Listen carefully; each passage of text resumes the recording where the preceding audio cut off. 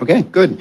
Well, today is April 19th, 2025, and the LaRouche Organization is celebrating the 250th anniversary of the beginning of our fight for independence, the first anti-colonial struggle of its kind in the world. 250 years after the shot heard around the world, the British are still colonizers. We're going to open with a musical offering from that time period.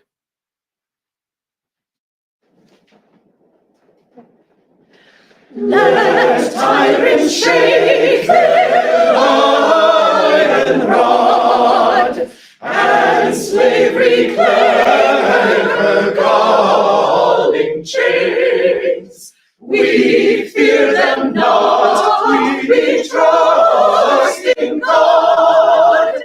New England's God forever reigns.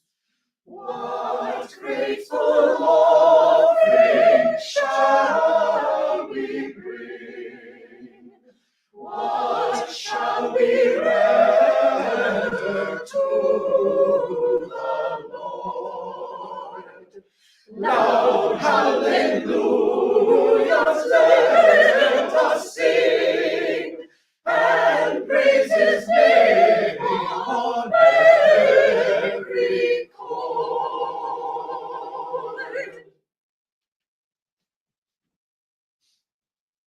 Good.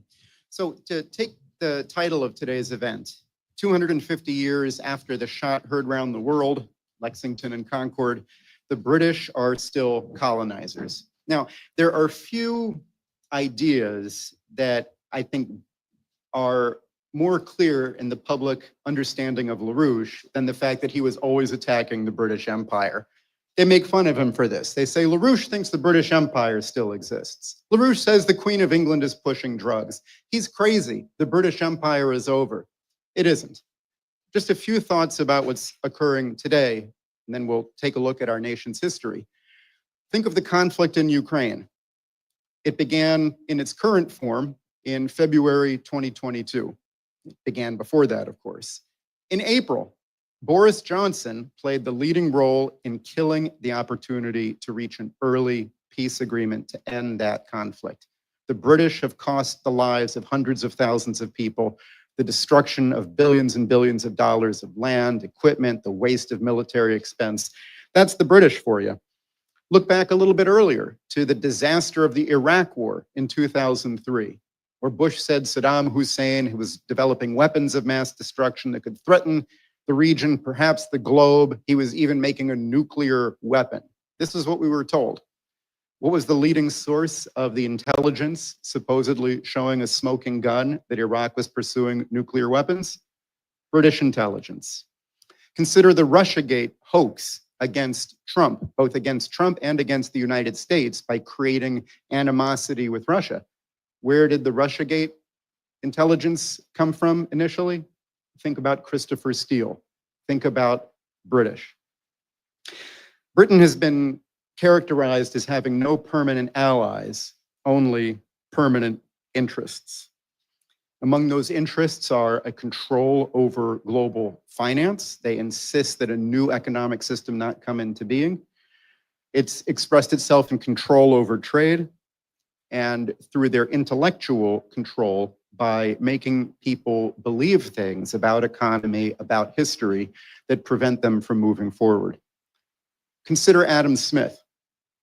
Some people say Adam Smith is the basis of the United States. We're a free country. We're not communists, we're free. Adam Smith, capitalism. Adam Smith was British. He did not have America's interests at heart. And as we'll learn today and over other events that we're pursuing here at the LaRouche Organization, the American system of economics is in opposition not to communism, which is recent, but the British system, the British Empire. So let's turn now to our first speaker, coming to us from Boston, from the area where the first battles of the Revolution took place, Dennis Speed.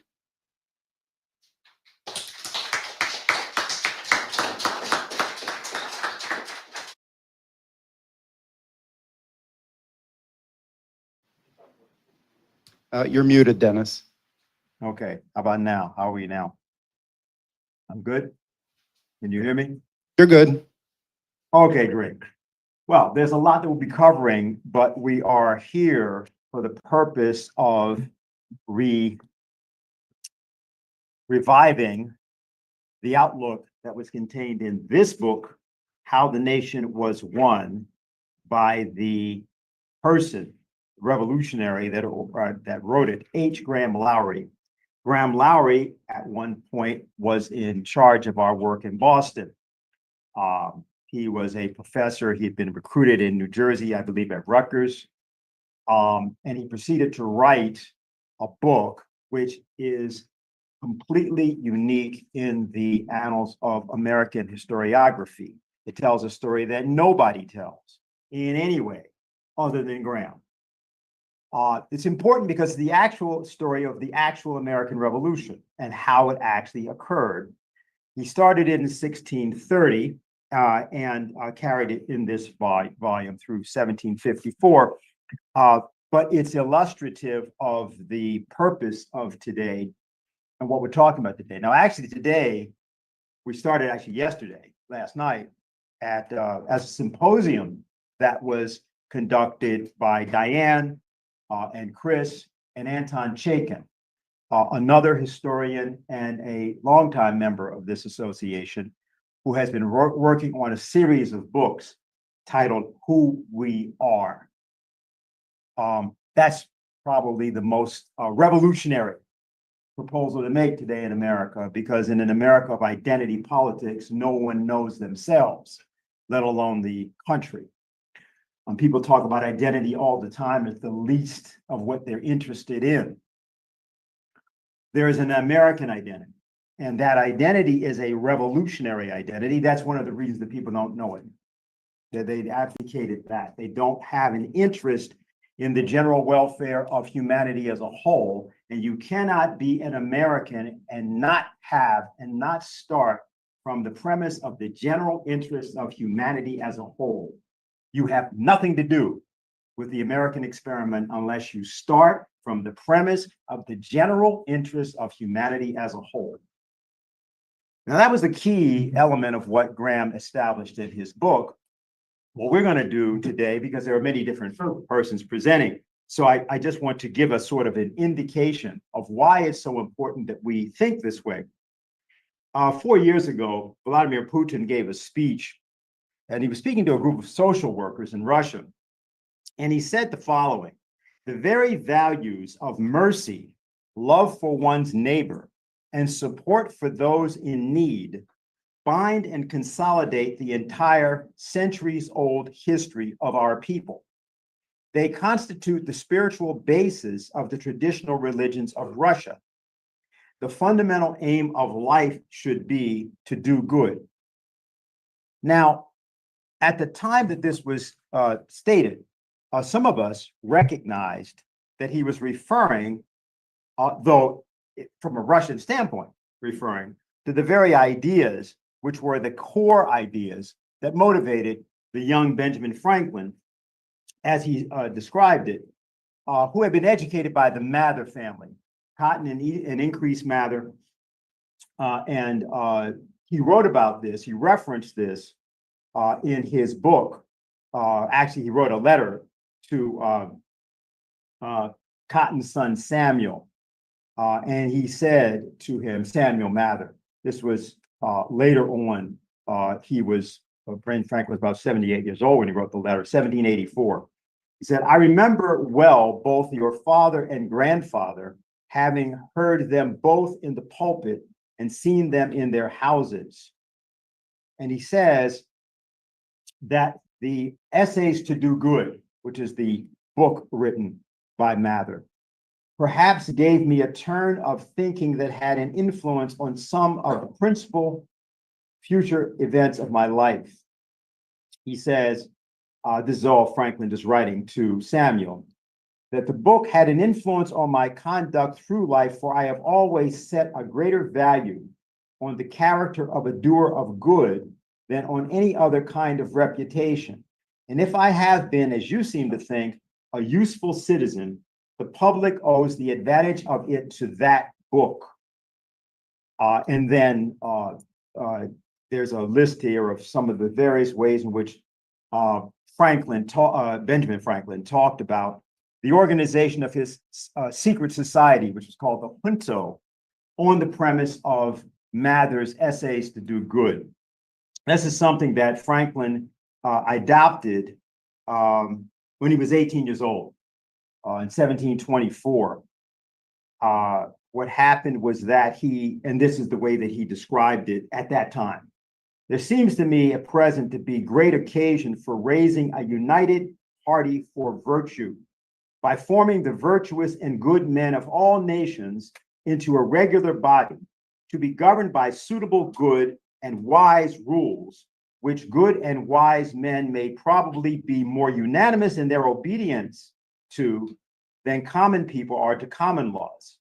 I at present think that whoever attempts this and is well qualified cannot fail of pleasing God and of meeting with success.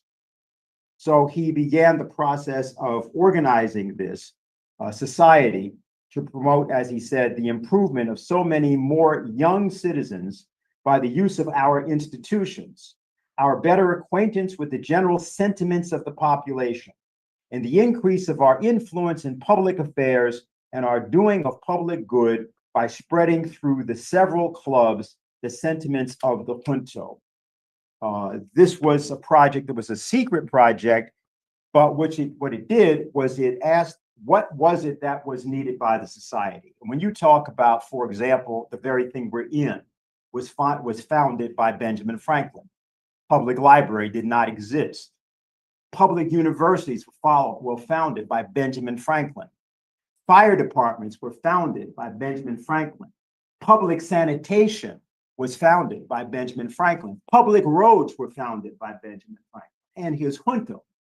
They were all organized. Those things all came out of a conspiracy to just improve things for humanity. Because, as you can tell by present day America, you literally have to conspire to just get people to act the way the human being should act now. That's what's happening to us.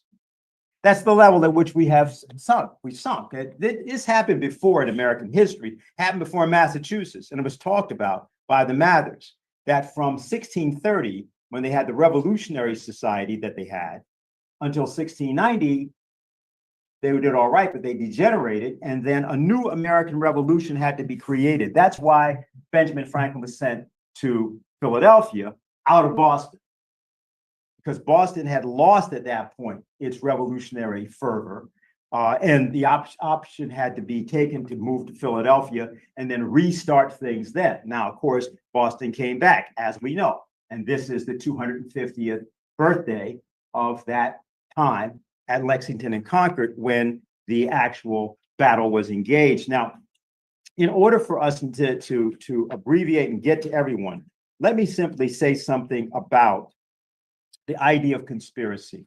And for this, we have a little bit of a slide thing. I think we got it now? Great.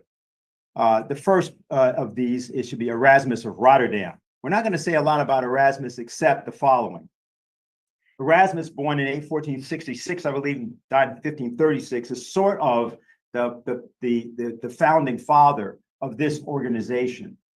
In the 1970s, if you had been around and you've been talking to Lyndon LaRouche, she would have told you that this organization was an Erasmian conspiracy and that it was organized around the idea of promulgating knowledge everywhere possible in the world. That's what Erasmus had done. He set up a series of universities coming sort of out of the tradition, which will be talked about by Chris Sayre and probably also maybe Bob Western may had a chance to touch on it, the Brotherhood of the Common Life. But this is something I just wanted to indicate him next. As Ben Franklin, that's whom we've been talking about, and Franklin is the arch conspirator that created the basis for what became the American Revolution, starting in 1724. So by the time you got to 1776, he'd been doing this for 50 years, 52 years. It's important to understand that this was the best prepared revolution in history. Next. This is a shot of Benjamin West, who's there on the far right. And I'll say something about him. Benjamin West is from Springfield, Pennsylvania, excuse me. Actually, his house is now on the site of what is now Swarthmore College. He was a self-taught painter. He was sent to Italy and then to England to study. And he created what was called the American School of Painting in London. On the right there is Matthew Pratt, who later would found the Pratt Institute, or be one of the inspirations for the founding of the Pratt Institute. But I wanted to say something about some of the people who were the students of Benjamin West, who, by the way, spent the entire American Revolution, even before that, I think from the 1760s, all in England. And if you ask, and if you look up in history, say, well, he's a very ambivalent figure because he was clearly very close to the King of England, but he had all these people who were students, who were Americans, who he taught, and these people were generals and military officers in the American Revolution. How'd that work? And by the way, he taught them in London. Okay, next. This is a picture of Charles Wilson Peale. Peale is the founder of the Philadelphia Museum. I mean, he's an American soldier. He fights at Trenton. He's on the retreat. He's part of the Pennsylvania militia. And he's the one that does the first pictures of Washington that people get to know worldwide. He and John Trumbull both. But so that's who he is. His dates are 1738 to 1820. Next. Okay, that is John Trumbull. Now, John Trumbull's from Connecticut. He's an interesting person. If you look on the back of the $2 bill, you'll see his painting of the Declaration of Independence. And if you go to the rotunda in Washington, there are 4 of his paintings there. Now, he sketched the plans of the British and American lines at for the Battle of Boston. He's born in 1756, so he's 20 years old when he's doing that. He was part of the Battle of Bunker Hill. He became an aide-de-camp to Washington. He resigned from the army in 1777, and then he went to London and became a painter there.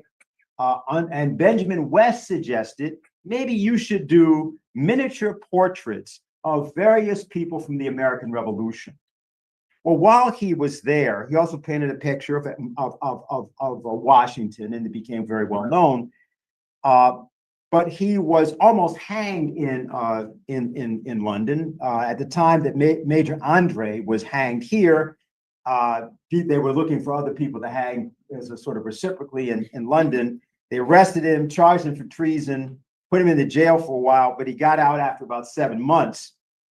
What he did then was he went back to America. And what's relevant here is that he, in 1784, after the end of the American Revolution, paints a picture which Graham would have loved, which was, and this was again at the advice of West, the deputation from the Senate, the Roman Senate, presenting to Cincinnatus the command of the Roman armies. Now, those of us who understand what the Society of Cincinnatus is, realize what it is that Trumbull was doing with that painting, because that is the secret society, or the intelligence agency, which is the legacy of the American Revolution, in which the Marquis de Lafayette and also Edgar Poe, the poet, and others were contained. Next. That's Rembrandt Peale. That's one of his sons. He had 4 sons. One was called Rubens, one was Titian, and forget the other one. I'm just coming to, but and there's Rembrandt. So they were all painters. That makes sense. Okay. And I just put him in because both he and his father did portraits of Lafayette. We'll see those in a minute. Next. That is the portrait that was done of Lafayette, which is by Rembrandt Peale. Next. That's the portrait of Lafayette, which was done by actually Charles Wilson Peale. Yeah, that's actually a different portrait, but you get. But he did it at that point. Next. That's it. That's all you have.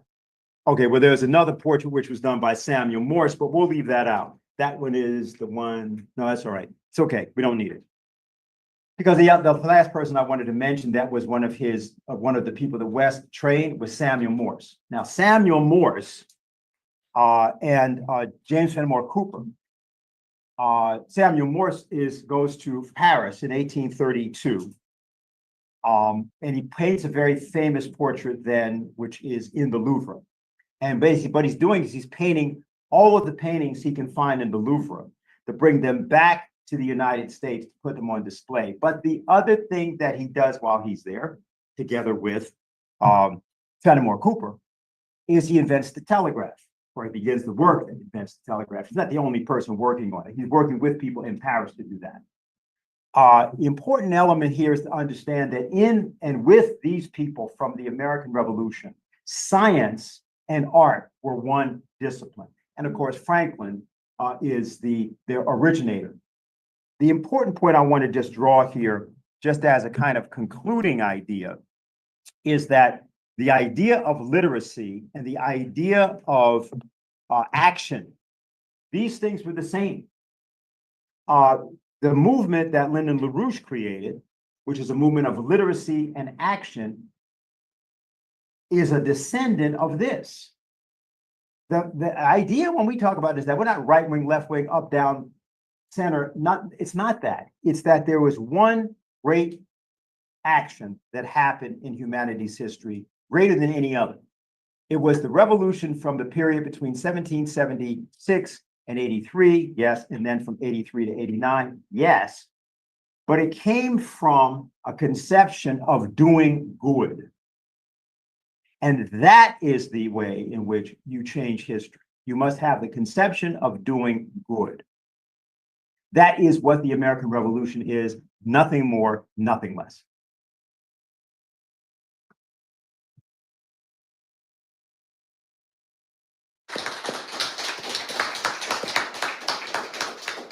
So thank you, Dennis, for that. We are turning to our next speaker here, Jose Vega, I'd say long time, but you're not very old, LaRouche activist, interventionist. There we go. Yeah, come on up. Yeah, you're up.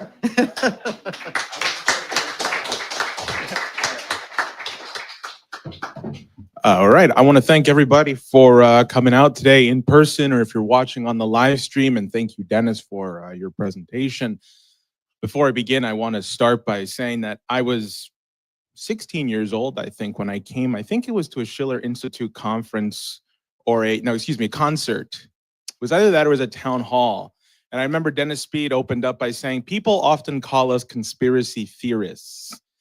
And I think he said something along the lines of, that's insulting, but not for the reasons that people think it is. Because we don't just theorize about conspiracies, we are conspiracy practitioners.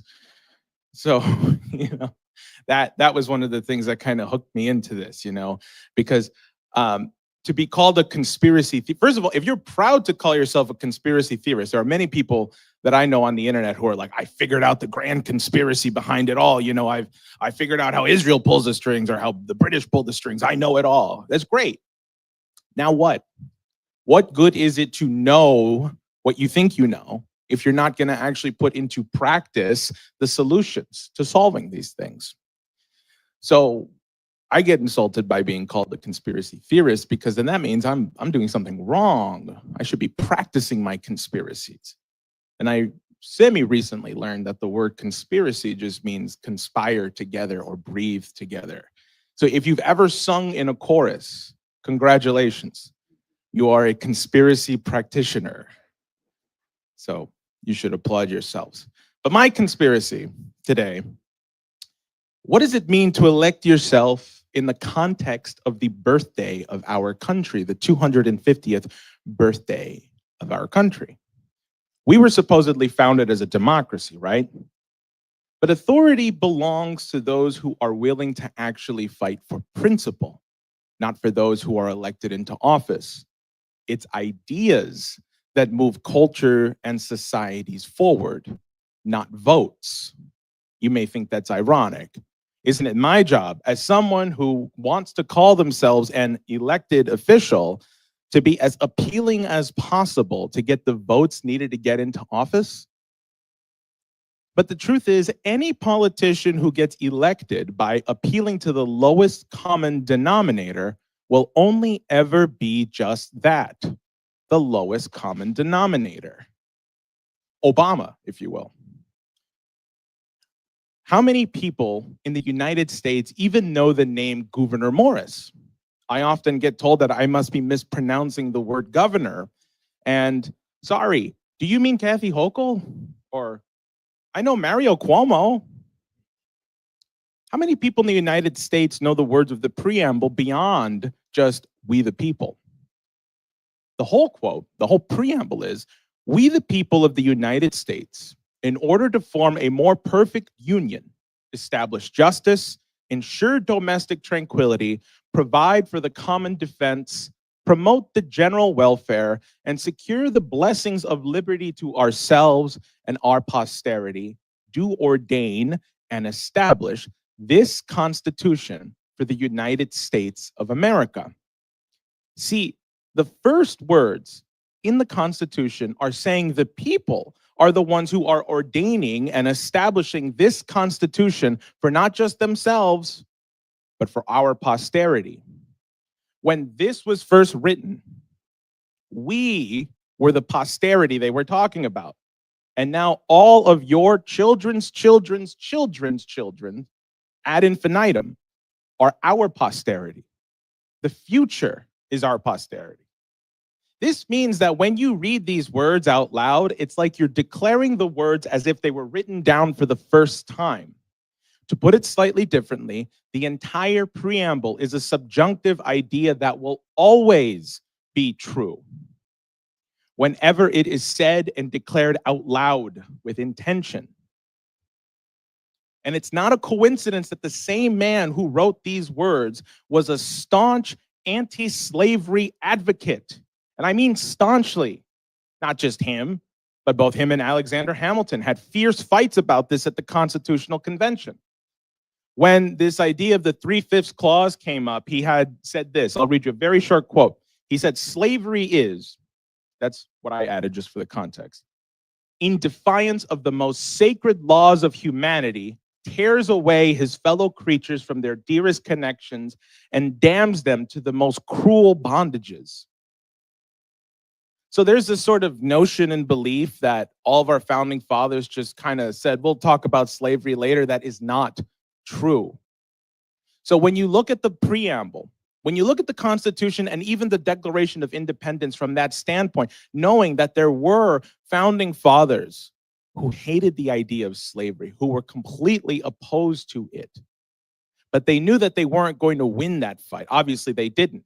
It wouldn't be until the Emancipation Proclamation that that fight would finally be over. It wouldn't be until the Civil War was fought over the issue of slavery that that would actually be over.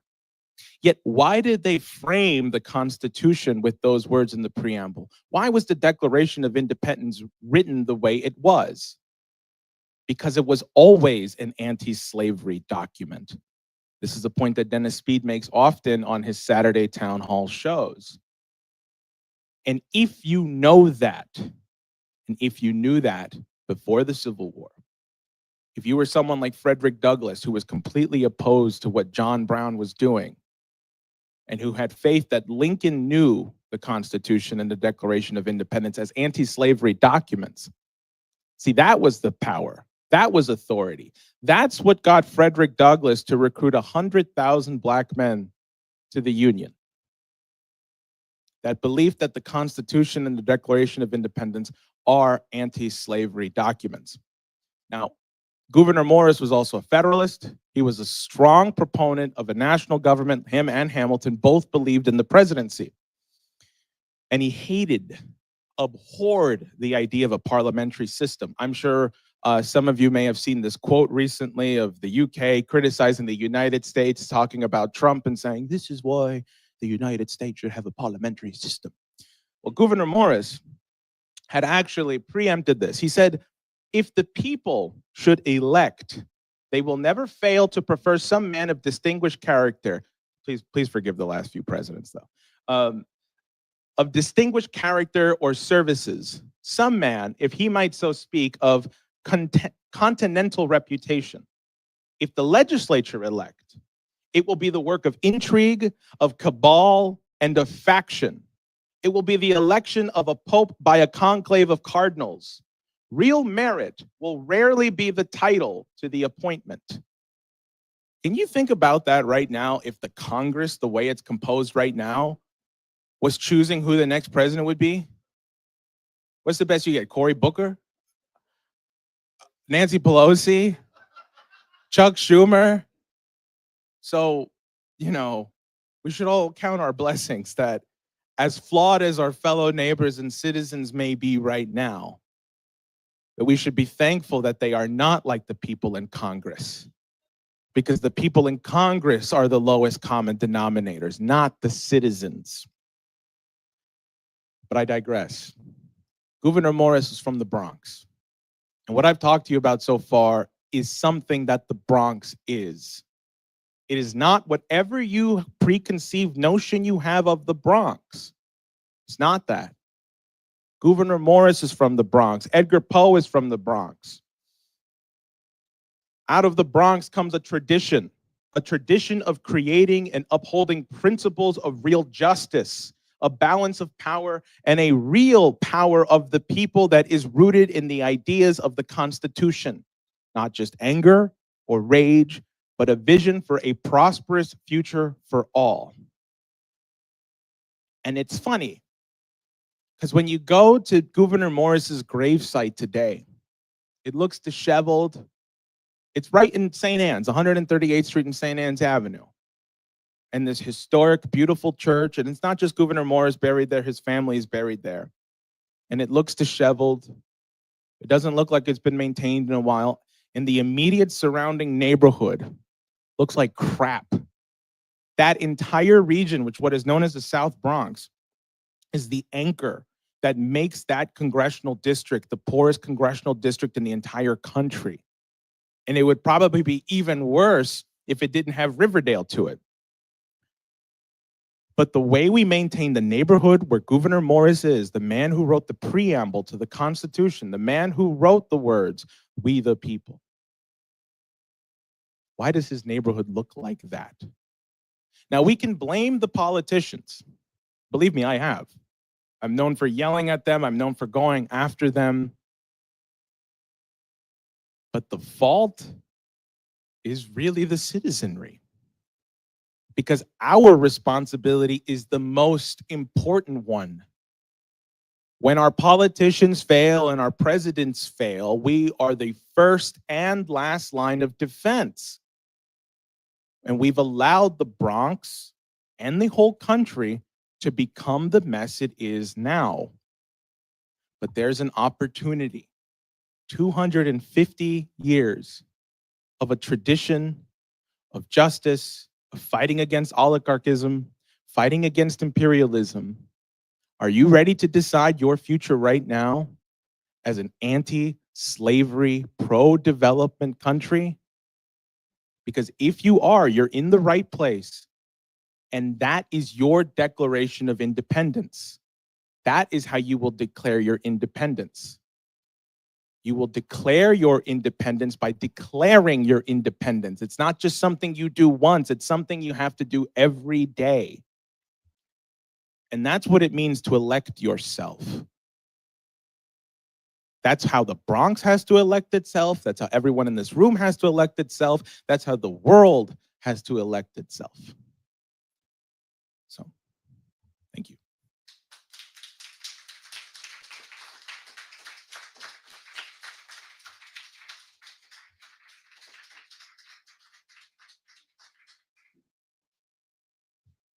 All right, thank you, Jose. Our next speaker is TLO's Vice President, Chris Sayre.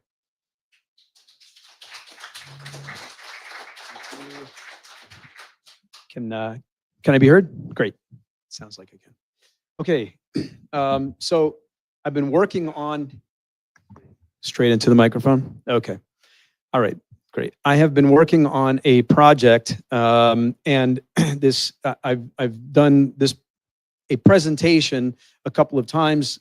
I'm adding to it. So this will hopefully have some fresh material in it for people who have seen the last two presentations.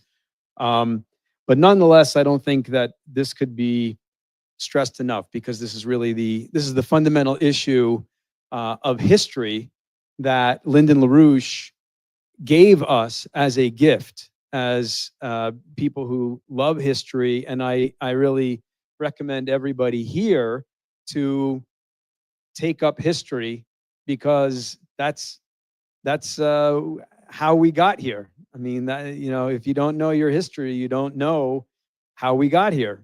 And as Tony Chaikin has said, who we are. And I thought the discussion last night was really exciting.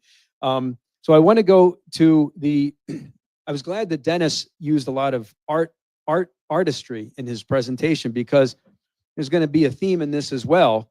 And you're going to see that the whole idea that I'm presenting here is that the United States literally came out of the golden Renaissance of Europe. And this is a painting from Raphael that you see the entire painting, the School of Athens here. And here is a detail of that, with Plato pointing up to the heavens, and he's holding his book, the Timaeus, and Aristotle basically being held back from walking forward by his book, Nicomachean Ethics. So we're going to go here, and we can see what Aristotle says. What's his view of mankind here? This is on the subject of slavery, which I would just assert, slavery is not just a thing in the United States history, right? This horrible thing, slavery. Slavery is your view of humanity. Slavery is your view of a human being. I mean, later on, LaRouche made a big point of attacking the human use of human beings. It was a book written in the 60s, which he attacked. So this is what Aristotle says on the human use of human beings. It is not only necessary, but useful, and from the hour of their birth, some are marked out for those purposes and others for the other, and there are many species of both sorts. So it is natural within the male and the female. The one is superior, the other inferior. The one governs, the other is governed, and the same rule must necessarily hold good with respect to all mankind. Those men, therefore, who are as much inferior to others as the body is to the soul, are to be thus disposed of, as the proper use of them is their bodies, in which their excellence consists. And if what I have said be true, they are slaves by nature, and it is advantageous to them to be always under government, under slavery.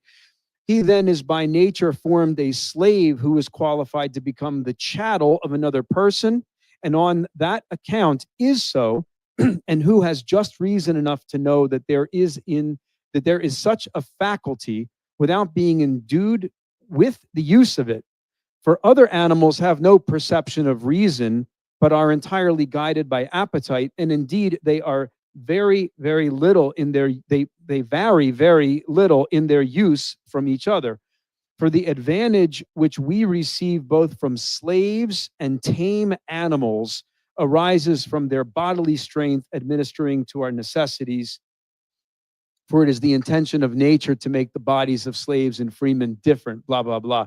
So I'll just go to the end here. Since then, some men are slaves by nature and others are freemen, it is clear that where slavery is advantageous to anyone, then it is just to make him a slave. And that's the law of Aristotle. That's the law to infinity. There can be no, I mean, this is how Aristotle is. There's no questioning. There is my declarations as law. Now, let me just go back real quickly to the question of, as I pointed out the other day, I don't have any quotes from Plato, but I will just point out in the Meno dialogue, Plato makes the point of bringing in a slave boy to double the square. That what he proves in this dialogue is that a slave boy who has no training, who is destined to be a slave supposedly, has the mind and mental capability like anybody else around him on the planet to figure out this geometric problem. So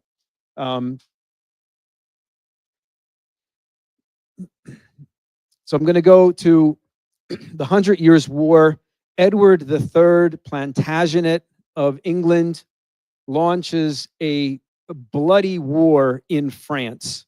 And you can see the picture on the far right, he's counting the bodies of the dead. And this, along with the Venetian bank house failure of the Bardi and Peruzzi bank houses, leads to the Black Death, the bubonic plague, the absolute insanity of burning Jews alive because they claimed that Jews were the cause of the Black Death, and a complete insane, non-scientific outlook. Flagellants, if you flagellate yourself, then you can become free from this plague, supposedly. So you can see the situation in Europe in the 1300s is not pretty. It is not a renaissance. And in some places like France, half the population dies during this period.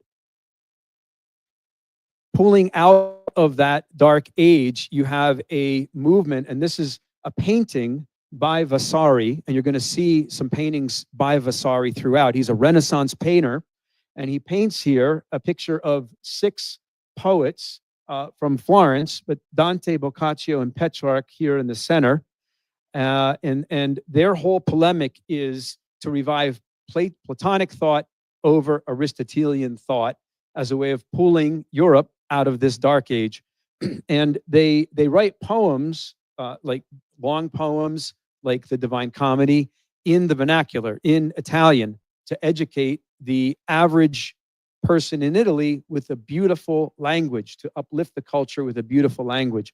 Or in the case of Petrarca, who developed the sonnet, which later on we know Shakespeare writes 154 beautiful sonnets, and Petrarch developed the sonnet. In the Netherlands, you have Geert Groot forming the Brotherhood of the Common Life and the Sisters of the Common Life. He formed the Sisters of the Common Life out of his house, where he brought in 7 or so young, poor girls and trained them in classical Platonic Christian philosophy, and then forms the Brotherhood of the Common Life. And you can see all of the different schools that are created, monasteries, convents, brotherhoods, houses, and schools. And the whole idea that Groot has is that knowledge is for everybody, that everybody is capable of learning, poor, rich alike, male, female. Women are not inferior to men. Men are not the ones who are going to govern over women, as Aristotle says. But everybody is able to be educated, and that's going to be the basis of forming a advanced society. Now, take this young lady here, Joan of Arc, an amazing person. And in the class I gave last week, I went through a lot more detail, but I'm going to skip some of the details here. But I would just point out that Joan of Arc comes out of those circles of the Sisters of the Common Life. And she, faced with the fact that the British have essentially conquered northern France and are about to take Orleans. If they take Orleans, that is it for France. France will be run by the British. The nation of France could very well be over at that point. She mobilizes Charles VII to fight the British in a way that the French hadn't fought for 100 years. And she's able to make a victory in Orleans, a 4-day battle, very, very bloody battle. She's wounded, but victorious. And it's her spirit that mobilizes the French forces to fight the British in this way. And she continues up to Reims. And the story is that along the way, because of this incredible victory in Orleans, basically there are no more battles on the way to Reims, that the gates of these towns open up and she is welcomed in. This is northern England occupied, and then you have Burgundy down here, which is they're allied with the British. in their destruction of France. So Charles VII is then formally coronated in Reims. Gerson, excuse me. He is French. It is true. So he, very, very important. He defends Joan of Arc against charges of witchcraft. He defends the Brotherhood of the Common Life from charges that they're heretics because they believe that people outside of the cloth can be educated with the Brotherhood of the Common Life. And he designs the educational system for Louis XI, an educational program for Louis XI based on Plato, based on St. Augustine, a Platonic Christian father from the belly of the Roman Empire in like 350 AD, who's a Platonist and who essentially defeats the Roman Empire with his outlook. So this is how Gerson is now, but she is betrayed, she's captured, and she's betrayed, and she's put on trial and charged with heresy, and she is burned at the stake under the hands of the British and the French, who are controlled by the British still at that point. Nicholas of Cusa, and we're going to see some quotes from him in a minute, but he, upon hearing about this travesty of justice and others in his circle, he writes a book called The Catholic Concordance. And you can see in this amazing ideas for that time period, and these ideas you'll hear echoed in the Declaration of Independence. Natural law proceeds all human considerations and provide the principle for them all. First, nature intends every kind of animal to preserve its physical existence and its life, to avoid what could be harmful and to secure what is necessary to it. For the first requirement of essence is that it exists. But from the beginning, all men, have been endowed with reason, which distinguishes them from animals. They know because of the existence of their reason that association and sharing are most useful. The idea of commonwealth. Indeed, necessary for their self-preservation and to achieve the purpose of human existence. Therefore, by natural instinct, they have joined together and built villages and cities in which to live together. And if men had not established rules to preserve peace, the corrupt desires of many would have prevented this union from improving human life. For this reason, cities arose in which the citizens united and adopted laws with the common assent of all, to preserve unity and harmony, and they established guardians of all these laws with the power necessary to provide for the public good. There's no nation at this point that has those principles. These are simply principles being laid out by the mind of Nicholas of Cusa, as educated by the Platonists in the past. It was clear that by a marvelous and beneficent divine law infused in all men, they knew that associating together would be most beneficial to them. Social life would be maintained by laws adopted with the common consent. Servitude can be by choice. It is less worthy if by compulsion, and better if freely chosen, since good is more meritorious when performed freely than out of necessity. For nature does not make man a slave. So direct contradiction of Aristotle. No man is by nature a slave, but ignorance makes one a slave. Nor does manumission make one free, but learning. For those who live by the law are free, but true law is righteousness. True law is not carved on tablets nor cut in bronze, but stamped on the mind and imprinted on the senses. And that's, of course, what Plato says. That's what Leibniz argues later. You are not a tabula rasa, as John Locke and the British say, born as a nothing, and then you just learn whatever your senses tell you, that there is actually principles stamped in your soul. Very beautiful, profound idea. All legitimate power arises from the elective concordance and free submission. There is in the people a divine seed by virtue of the common equal birth and the equal natural rights of all men, so that the authority which comes from God, as does man himself, is recognized as divine. When it arises from the common consent of the subjects, one who is established in authority as representative of the will of all may be called a public or common person, the father of all, ruling without haughtiness or pride in a lawful and legitimate established government, while recognizing himself as a creature of all his subjects as a collectivity. Let him act as their father as individuals. So that could be a king, but not a haughty king, a king who recognizes he represents the general good of the people. It could be a president of the United States. We hope it would be. It is sufficient to know that free election based on natural and divine law does not originate from positive law, nor from any man upon whose will the validity of the election depends. This is particularly true of the election of a king or emperor, the election of a king or emperor. Think about that. Whose existence and power do not depend on any one man. Thus, the electors derive their basic authority fundamentally from the common consent of all those who could, by natural law, have created the emperor, and not the Roman pontiff, who has no authority to give any region in the world a king or emperor without its consent. So you also have there the division of church and state, that he's saying the Pope cannot impose any king on any nation.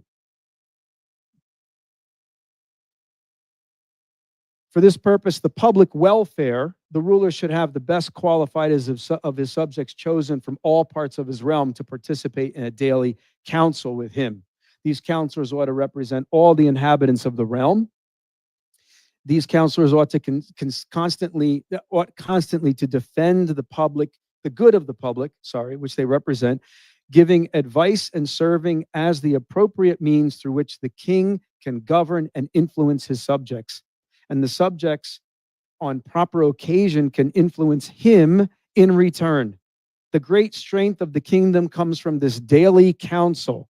The counselors should be appointed to this task by agreement in a general meeting of the kingdom, and they should be publicly bound legally by oath to speak out openly for the public good. This is an absolute revolution of the concept of government in 1434. And again, it didn't exist yet, right? But he's laying out, this is what government should be. At the same time, you have projects to uplift the population. And this is the bricklayers working on the dome in Florence. It had been organized for over 100 years, but Brunelleschi in the end is the final mind who develops the capability of building this dome. And he uses negative curvature, and you can see the negative curvature there. Think of an umbrella. When you put up an umbrella, you have the curvature like this, but also within the spokes, you have curvature like that, right? So it's that negative curvature of the one curvature meeting with the other curvature that actually allows him to build a dome as large as he's able to build it. And you can see the beautiful paintings in there, and imagine how uplifted you would be by going into this dome. There's a statue of Brunelleschi looking at his dome, completed in 1436. So Nicholas of Cusa and his friends organized the Council of Florence in 1439, 3 years after the dome is completed. Albrigati is a good friend of Cusa. He is a Platonic scholar, and they bring in people from the Eastern Orthodox Church. The whole idea, 700 representatives of the Eastern Orthodox Church meeting with the Western Church. And the idea is that they are going to agree upon the idea of the filioque, that the Holy Spirit proceeds both from the Father and the Son, and so therefore it's a concept of man in the image of God, imago viva Dei, and participation with God, capax Dei. And it's agreed upon. It falls apart not long after, when Plethon and people go back to the Byzantine Empire. But in the process, Plethon brings a lot of Platonic writings, all of the writings of Plato. So they're all studying this. De Medici, he founds the Platonic Academy in Florence. He's also a very, very powerful banker. He finances the arts in his lifetime with $500 million equivalent at that time, $500 million, financing architecture, artists, poets, etc. That's his son, that's his grandson, Lorenzo de' Medici the Great. This gentleman here, Louis, is the son of Charles VII, and he's very, very disgusted and frustrated by the lack of fight from his father, but he's sent into exile.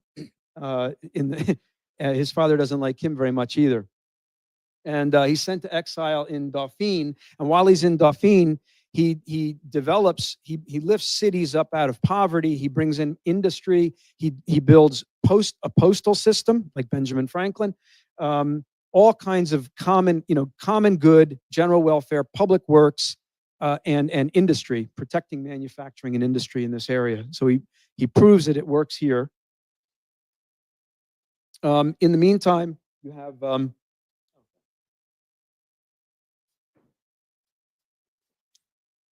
have this a series of popes that come into the papacy who are Renaissance popes, and they're all in these same circles of Cusa and Brunelleschi and all of these Platonic leaders in Florence.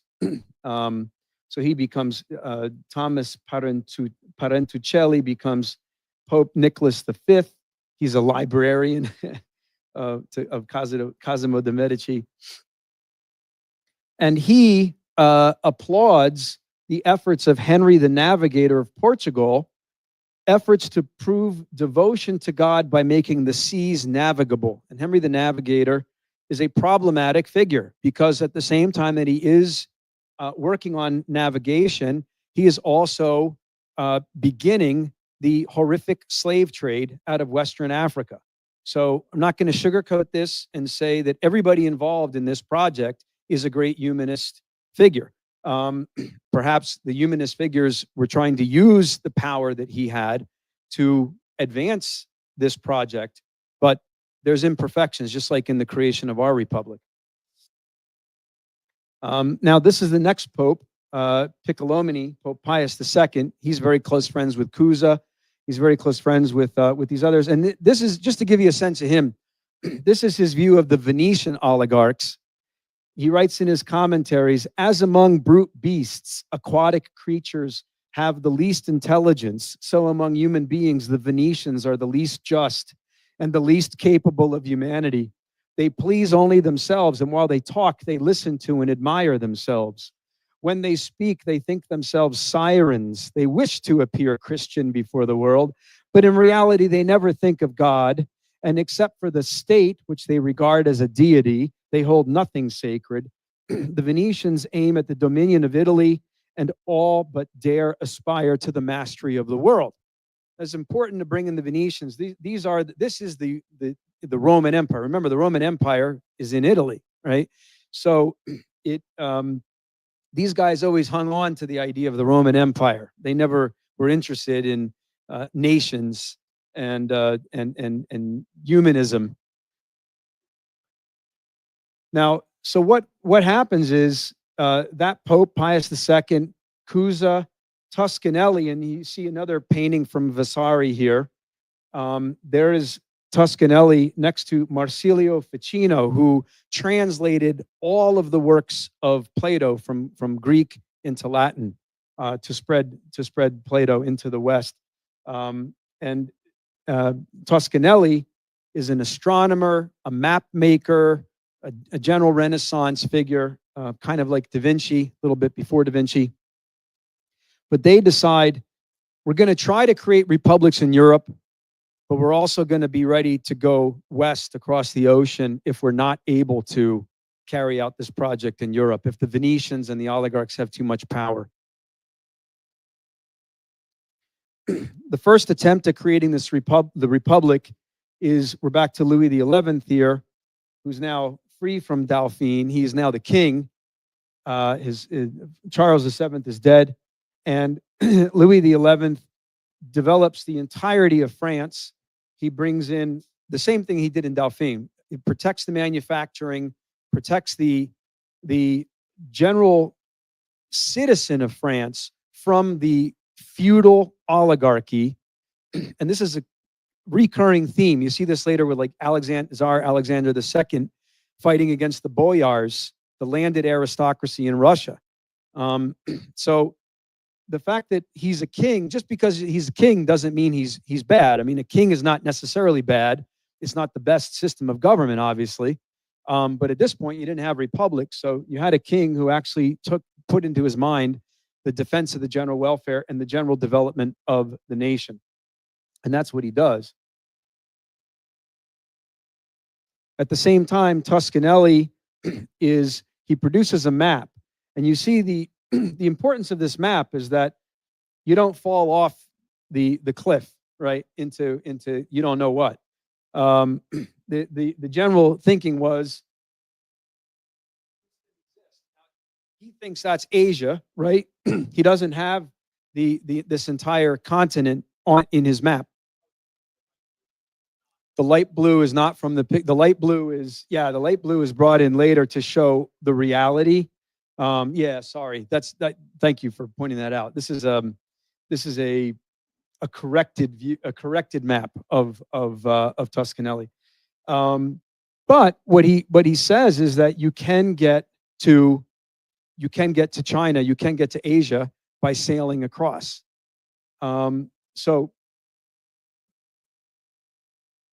So he writes in 1480 to Christopher Columbus and provides him this map and says, you can get across. There's a lot of history in this, which I'm not going to be able to get into, but it's a really fascinating thing. So this Italian Renaissance outlook basically organizes the first attempt to get to the New World.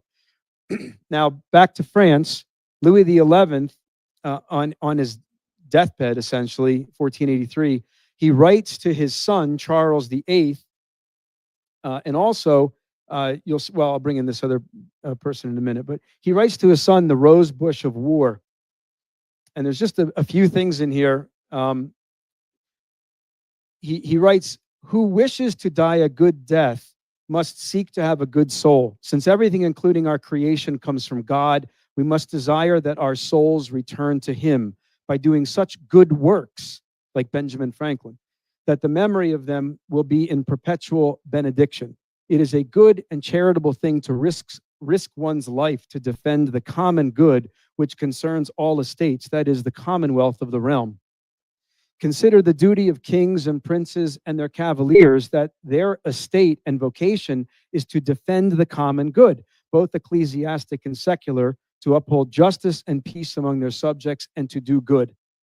And because the common good, which concerns many, which is the commonweal of the realm, is more praiseworthy than the particular, which often has frustrated the common good, we have freely put into writing the acts of the princes and the cavaliers, and all good doctrines which serve their estate. I have seen nothing which so destroyed and annihilated the power of the Romans as when they betook themselves more to the particular than to the common good. A good king is a king is good and noble. When kings have no regard for the law, they deny to the people what they ought to have left to them.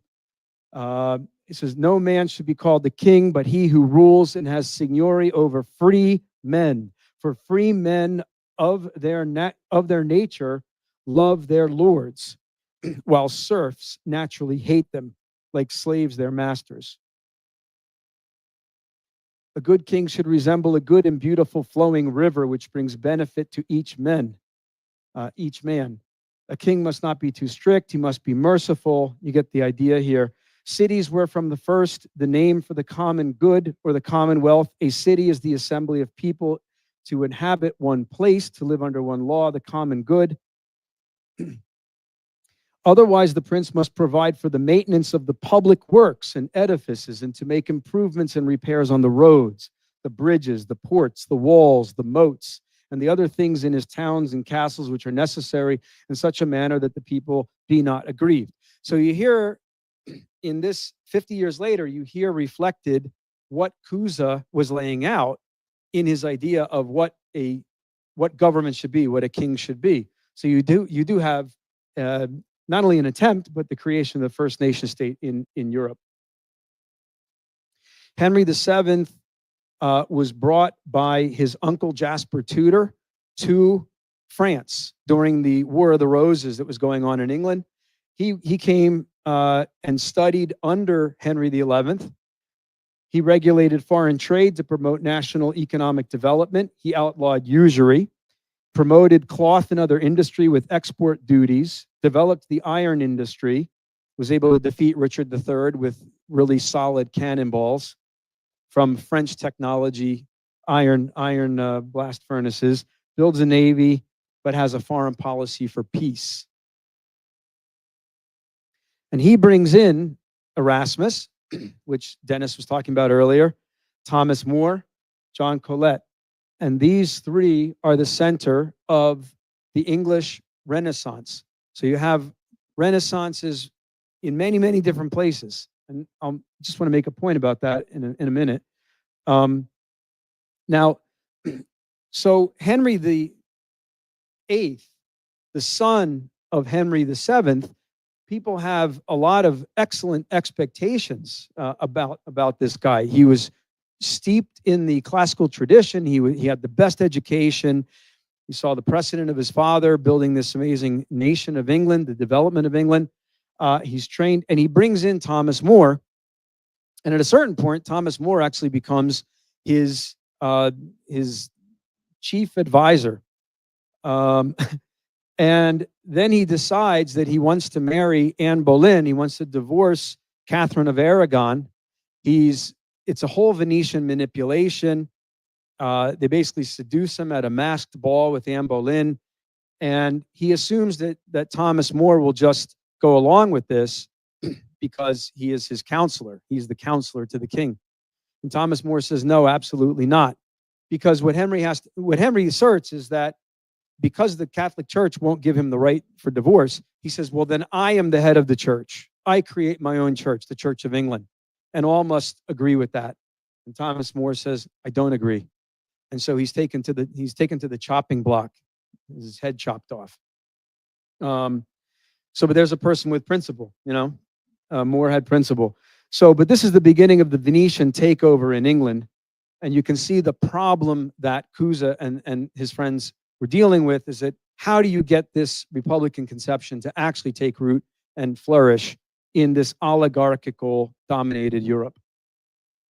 So you have Amerigo Vespucci, who is in dialogue with Columbus. This is a painting of him as a young man by Vasari, the same Renaissance painter. He is friends and writing back and forth with Lorenzo the Magnificent's cousin, I believe, Lorenzo Popolano de' Medici, a painting by Botticelli, another Renaissance painter. This is an older picture of Amerigo Vespucci, and he also takes a series of trips he sails to the New World a number of times, and you can see the development of the map here. 1507, how much more developed. You can see the Americas on the left-hand side, the way you're looking, by Waldseemüller, and also Matthias Ringman, a map maker. You can see all of a sudden you have a globe. You're not falling. There's no more idea that you're going to fall off the earth. You have a globe, and so this is obviously very, very important for what's going to come. About 100 years later, Captain John Smith arrives in Virginia. Bradford and the Pilgrims arrive in 1620 in New England, and John Winthrop, the governor of the Massachusetts Bay Colony, arrives in Massachusetts, obviously. And so this is the beginning of the attempt to bring these Republican ideas to the New World to see if they can actually flourish and develop. And one funny thing about John Smith, everybody knows that, the quote from him, "If you don't work, you don't eat." And so people think of this as, well, everybody's got to work, right? Well, actually, this was a direct polemic to some of the nobility that came with him on the ships. So they wanted to see everybody else work, and they were going to live off of that. And he said, "No, brother, here, if you don't work, you don't eat."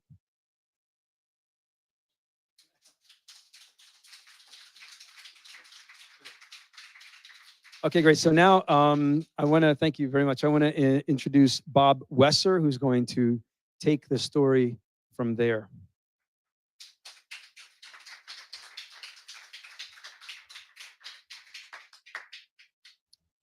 Okay, so since I was originally asked to talk about what really happened at the Battle of Lexington and Concord, well, what really happened is what Chris went through, and what I'm going to go through here. Okay. Anyway, so this is a famous watercolor etching of the battle on Lexington Green. But I'm going to start with, I'm glad that Dennis Speed began with the talking about the book. It's actually this book here, How the Nation Was Won by Graham Lowry. And the best way to do history is to approach it from destroying popular myths and opinion. If you approach it from that standpoint, you're going to start getting more at the truth of stuff. So in his introduction to this book, Graham says the following. And he's talking about the popular historians' myths about what happened with the American Revolution and the creation of our nation. He says the typically resulting accounts peddle two crucially misleading claims. First, that the Puritan development of New England was some sort of historical quirk, terminated before 1700 by its own irrelevance, without any lasting influence. Second, that the American colonies merely existed during the first half of the 18th century in a static, uneventful mode with no significant thought or purpose for the future. Then a further claim is added that Americans simply fought the French and Indian War in support of British colonial policy. Only after that war, according to our standard history texts, did the idea of independence emerge in response to Britain's imperial measures following the 1763 Treaty of Paris. The final blow is usually thus delivered. The American Revolution was the unpredicted outcome of colonists' sudden hostility to imperial rule over such matters as the Stamp Act and the tax on tea. In other words, the founding of the greatest republic in history resulted from nothing more than a spontaneous spring of protests against British infringement upon some petty rights the colonials already, quote unquote, enjoyed. It is simply a matter of record that John Winthrop's Massachusetts Bay Project was dedicated to establishing a republic in the New World as a strategic flank, which is what Chris just went through, against the threatened destruction of Europe during the first decades of the 17th century. By the way, people should go on Amazon and buy that book. It's $20. It's worth it. Okay, so here, what did they do? So they come over, and John Winthrop basically organizes a coup. Those other plantations that Chris showed, Bradford, Plymouth Plantation, etc., they're governed from London. What Winthrop does in 1629 is he gets the charter. He gets the king to actually sign the papers that allow them to take the charter back to New England, and they can govern themselves. So what do? They create their own currency. They create a credit system. They build the most modern, ironworks in the world at that time. The Saugus Ironworks with people up in Boston there have probably been to or should go to see. We have our own currency, the pine tree shilling. And within a few years, the Crown's like, this is not, we didn't sign up for this. You are not going to do this. So there's a back and forth. Oh, that's the other thing that they set up, I forgot to mention, is the what they call training bands. So this was part of creating their new country. These were very highly trained militia units that drilled regularly every month they met, et cetera. So this is a critical part of defending their new form of government. So anyway, the Crown tries to crack down on this, and there's a back and forth, and Winthrop says the following to the Lord Commissioner. He says, well, if our parent be taken from us, i.e. the British Empire, the king, whereby we suppose we may claim interest in his majesty's favor and protection, right? The common people here will conceive that his majesty has cast them off, and that thereby they are freed from their allegiance and subjection, and thereupon we'll be ready to confederate themselves in a new government for our necessary safety and subsistence. So, of course, they never had any intentions of doing anything under the authority of the Crown. So it's an absolute defiance. Oh, by the way, that's the, you can see that's only 1650. They already have that big New England Confederation set up. So this is the beginning of the new nation. And I have to point out, the intention of this the entire time was to conquer the entire continent for this project. They were very, very, very clear about this. It wasn't just, oh, we're going to go here in New England and set up these little colonies. No, it's a continent, continental army, right? Continental Congress. That's the intention the whole time. So this goes on, it grows, and there's a lot of stuff that's going on inside England at this point in terms of the politics, which we don't have time to go through. But at a certain point, the Crown says, no way, you're not going to do this. And they send over this guy, Edmund Andros. Oops, getting confused. There he is, on the left. And within a few days, the order is given by Mather and the Patriots in Boston that Andros, who's sent in by the Crown to take away the charter, take away their sovereignty, end the whole project, ain't going to happen. And they're able to mobilize 1,000 armed militia men. And they go to Andros's house in Boston and they, hi, guess what? You're going home. And there he is. You can't see it. It's a little, on the left there, you see Andros being let out, humiliated in his arms bound, right? On the right is Cotton Mather. Now, the other point I want to make about this is when they set up what people have heard of as the committees of safety. And you say, oh, well, these are the training bands and it's military stuff. No, one of the first things that Mather does is issue a paper called Some Considerations on the Bill of Credit. So after they get Andros out, they're now going to reestablish a credit system, right? Which we'll hear more about later. Very interesting. Okay, so after the Andros Rebellion, the British moved big time to corrupt.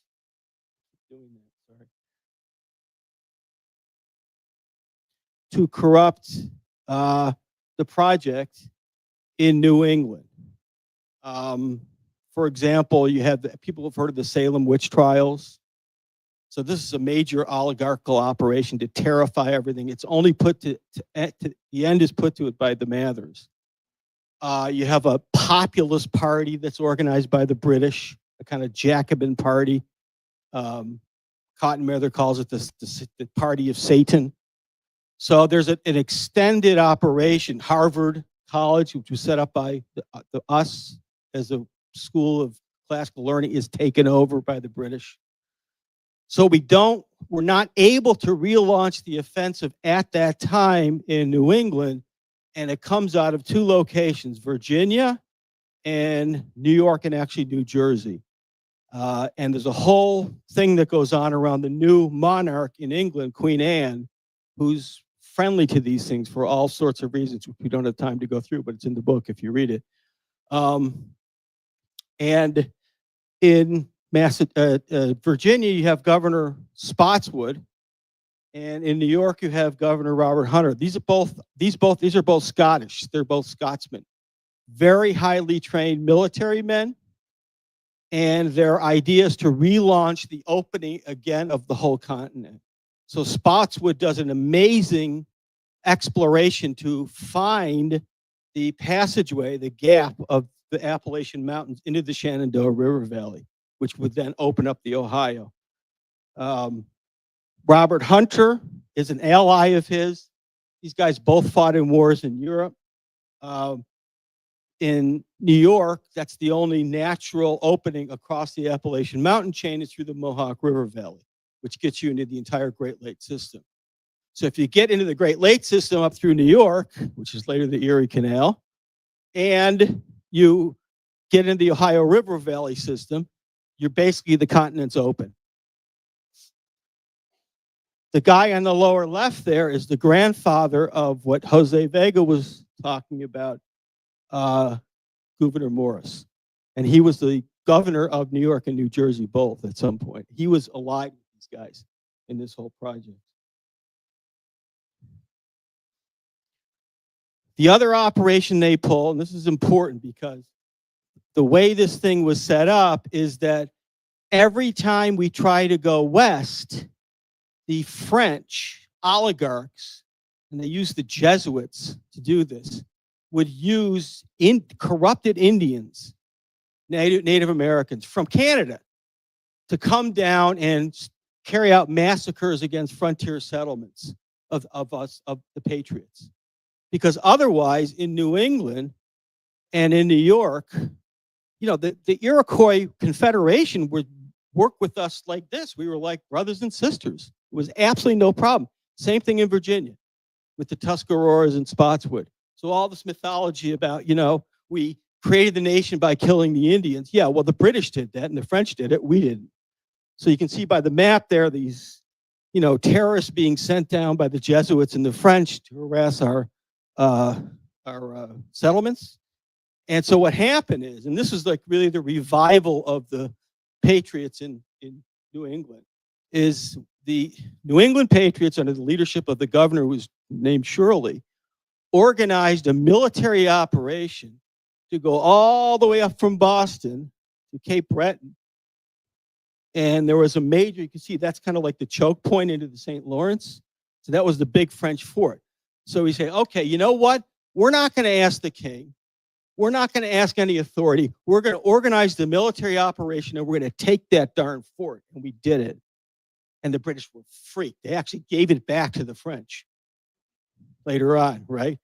But it kind of began the whole rebirth of the Patriots in New England.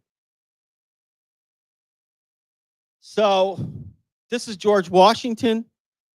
He comes out of the whole Spotswood project in Virginia to breach the Appalachians, to open up the Ohio River Valley. He was responsible in many large ways, and it's also in the book, of actually starting in America, the French and Indian War. Remember, that was the 7 Years' War. It was a world war between the French and the British. But he started here. Why? Because we wanted to organize military operations to kick the French the heck out of North America so we could carry out the Continental Project. That was the idea. And it basically worked. The Louisburg thing was the beginning of that. Part of this was, and I'm glad that Dennis Speed went through some of the stuff on Franklin earlier, because it's exactly what he did. He went from Boston, which had been corrupted after this Andros Rebellion, and he was sent to Philadelphia. But part of his plan of the 7 Years' War was to create the Albany Plan of Union, which would have allowed the coordination of American military militias of all the different colonies. And the British said, no, you're not doing that. No way, right? So it didn't work. But you can see this is 1850, 1754, already the beginnings of an coordinated armed revolution. So what comes out of the 7 Years' War, the French and Indian War, as you can see on the left there, I'm sorry. See on the left there, that whole green splotch there, that's French before the war. So you can see you see the little pink on the right, on the left-hand map, that's the only thing that is English colonies, except Canada, parts of Canada. So after the war, you see there's no green anymore on the right. No more green, no more French. Huge plotch of pink, which is now English, British, which goes into the Ohio River Valley. So the Crown immediately issues a proclamation. No more American settlements beyond, and they draw a line, which is essentially the Appalachian Mountain chain. So that's it. They're going to shut this thing down. There is not going to be any continental republic. You ain't going to do it, and you're not allowed to go past this line. So, of course, you can imagine what patriots at this point are thinking. And the rest is just a rapid timeline, because a decision is made, we are going to shut this down. We're not going to let this continental republic come into place, not on our watch, right? And you get these whole series of acts that everybody knows, learns in elementary school or junior high school or whatever. The Sugar Act, the Currency Act, the Quartering of Soldiers, the Stamp Act, which we stop, right? Townsend Acts. You have the Boston Tea Party in 1774, and then the coercive acts against that. And basically, the whole city of Boston is shut down. You can't go in and out. The port's closed. There's sentries in and out of the city. It's a complete police state. So what do? Our response, September 1774, we organized the Continental Congress. The Continental Congress, right? The whole continent. And that's, of course, all the existing colonies. They meet in Philadelphia. Two very important people, Sam Adams on the left, who people know as Sons of Liberty and the beer and all that. I guess he liked beer, I don't know. Anyway, he's pointing to the Massachusetts Charter. So that's what the painting is, right? On the right, you have Paul Revere. Paul Revere was appointed, what they call him the Mercury, the Patriotic Mercury. He was appointed to do rapid fire communication between Boston, Philadelphia, New York. And he made those trips 5 times. And that's what he did. So if someone made a decision in Philadelphia, he had to get his people to New York City. And this is all within the constraints of the British still running the colonies. Keep that in mind, right? This is the guy sent in by the Crown to basically shut the whole operation down, British General Thomas Gage, who's not a really horrible person. In fact, some of the things that George III tells him to do, you have to do this. He doesn't do it. He said, that's not, I have to have the legal basis to do that. But he is sent in to do it. He is ordered to basically disarm us. That's the idea, and grab the ringleaders, if you will. So here's the plan. So now, by the way, we have a great intelligence network throughout all of New England by this point.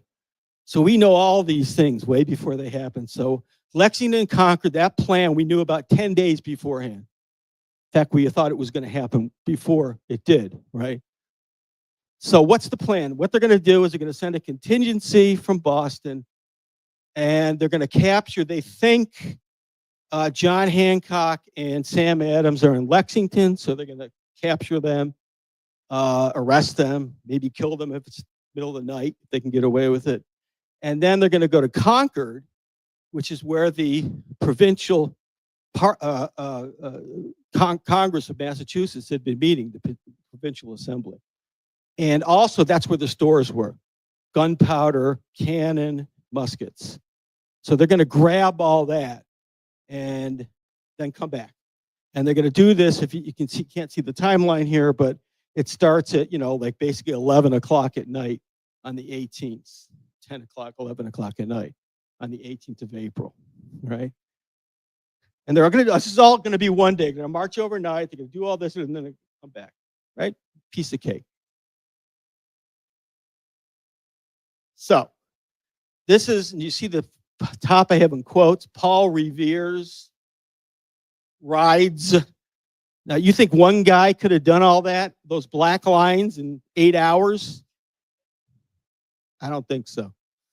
So Paul Revere had a whole network of messengers. There was a core of like 4 or 5 or 6 of them, and they had this thing all organized. So they would go to one right into town, and they'd find, Levi Jones. Hey, Levi, blah, blah, blah, blah. Ah, I got it. He'd be able to mobilize the town further north. So they could do all this. This is all in the span of, by the time the first engagement starts in the morning, at 9 in the morning, everybody already knows about it. Everybody in Middlesex County is mobilized. The training bands, the militia, what people call today the Minutemen, right? Because they could supposedly get themselves organized in a minute. So that's the so-called Paul Revere's ride. Another mythology, right? The lantern thing is true, though, but we'll talk about that at the moment.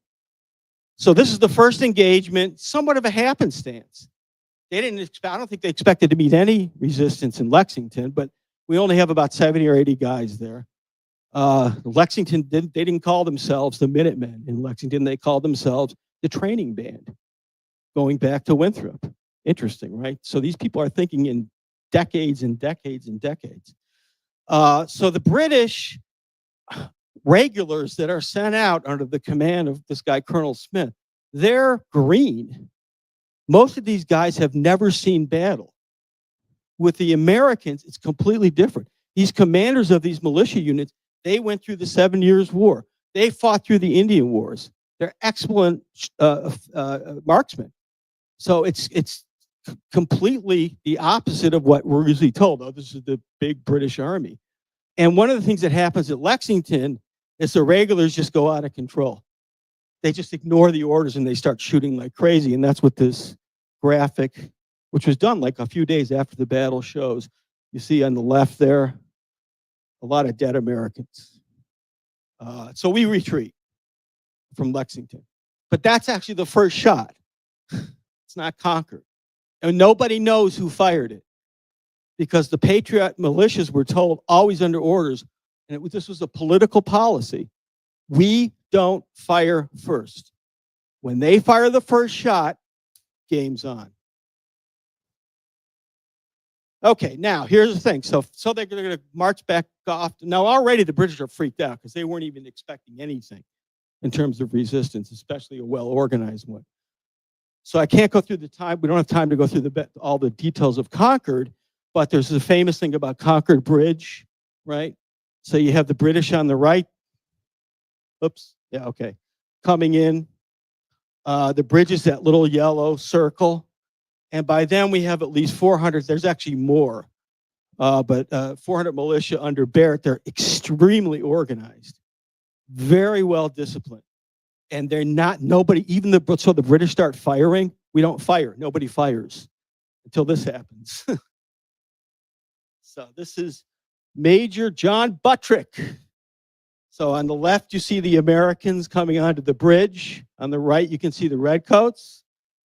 And they're getting real close, but no one's firing. And the British start firing. And Buttrick finally says, "Fire, fellow soldiers, for God's sake, fire."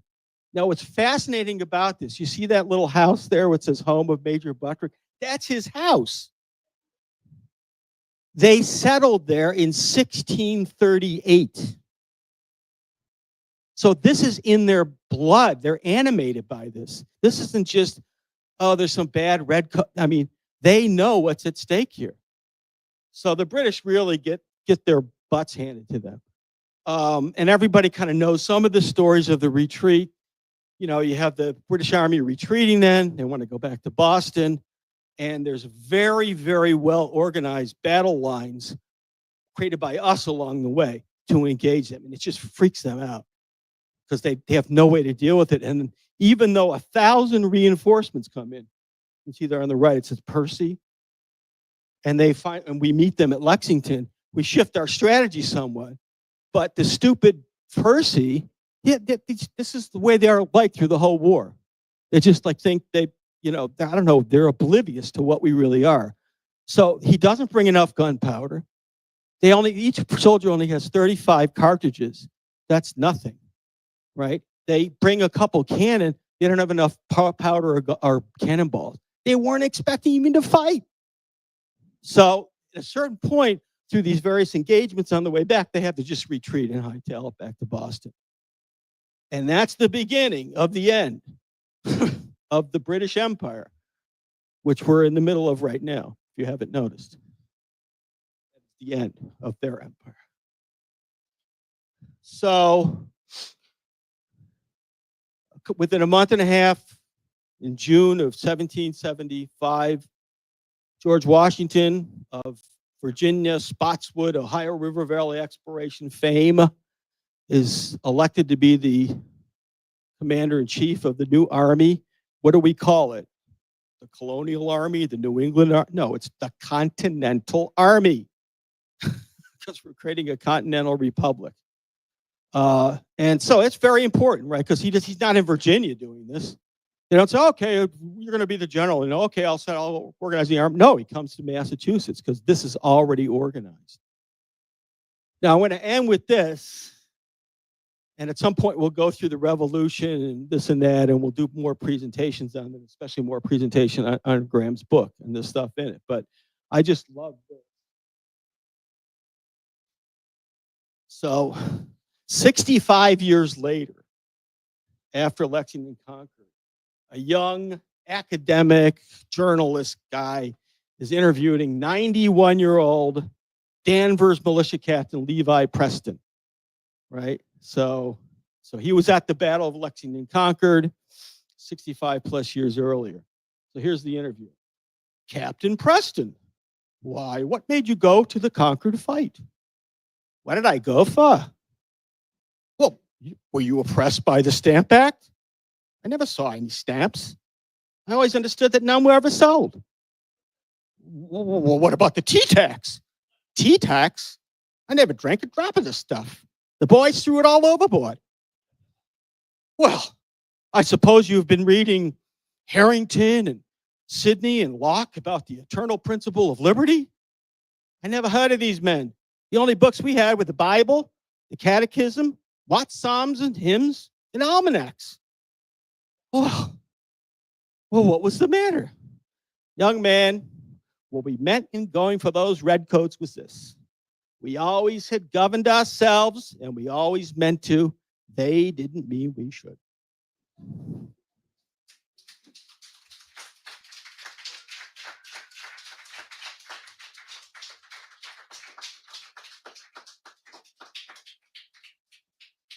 Great. Thank you, Bob. So next we have our final speaker, the president of the LaRouche Organization and the woman who made this meeting happen, Diane Sayre.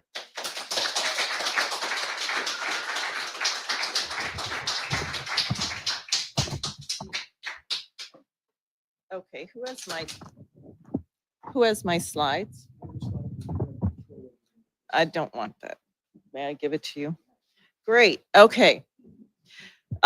So what I want to talk about is actually the extreme importance of understanding the principles of physical economy as Lyndon LaRouche developed it as one of the he was a universal genius. And if you ever talk to him, which I had the opportunity to do frequently, he would say, well, I'm really 2,500 years old, because he thought of history as universal, and all the ideas that you heard going back to Plato and Socrates and Plato versus Aristotle was really in his blood. By the age of 14, he'd read virtually everything by Gottfried Wilhelm Leibniz. I know that he was precocious because years ago, when my husband and I met and we were organizing in New Hampshire, where LaRouche was born, I met someone who had been a classmate of his in his high school, whose last name was La something else. They seated everyone by alphabetical order. And the person said, he was such a pain. He was always correcting the teacher. He was a wise, and that's sort of what he was like. And I put him next to Alexander Hamilton because Hamilton was the genius who developed the system of economy which allowed our nation to develop. And I hope you have heard enough here to understand, and Jose stressed it a bit, and Dennis, that our nation did not become economically prosperous because of slavery. It is just a total myth. And I want to go to what Hamilton said about slavery, which I think is the next slide. Is it, or is it LaRouche? Yeah. He said, and this is in something he wrote in 1774, were not the disadvantages of slavery too obvious to stand in need of it, I might enumerate and describe the tedious train of calamities inseparable from it.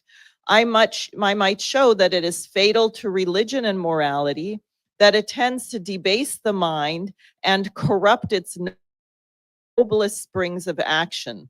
I might show that it relaxes the sinews of industry, clips the wings of commerce, and introduces misery and indigence in every shape.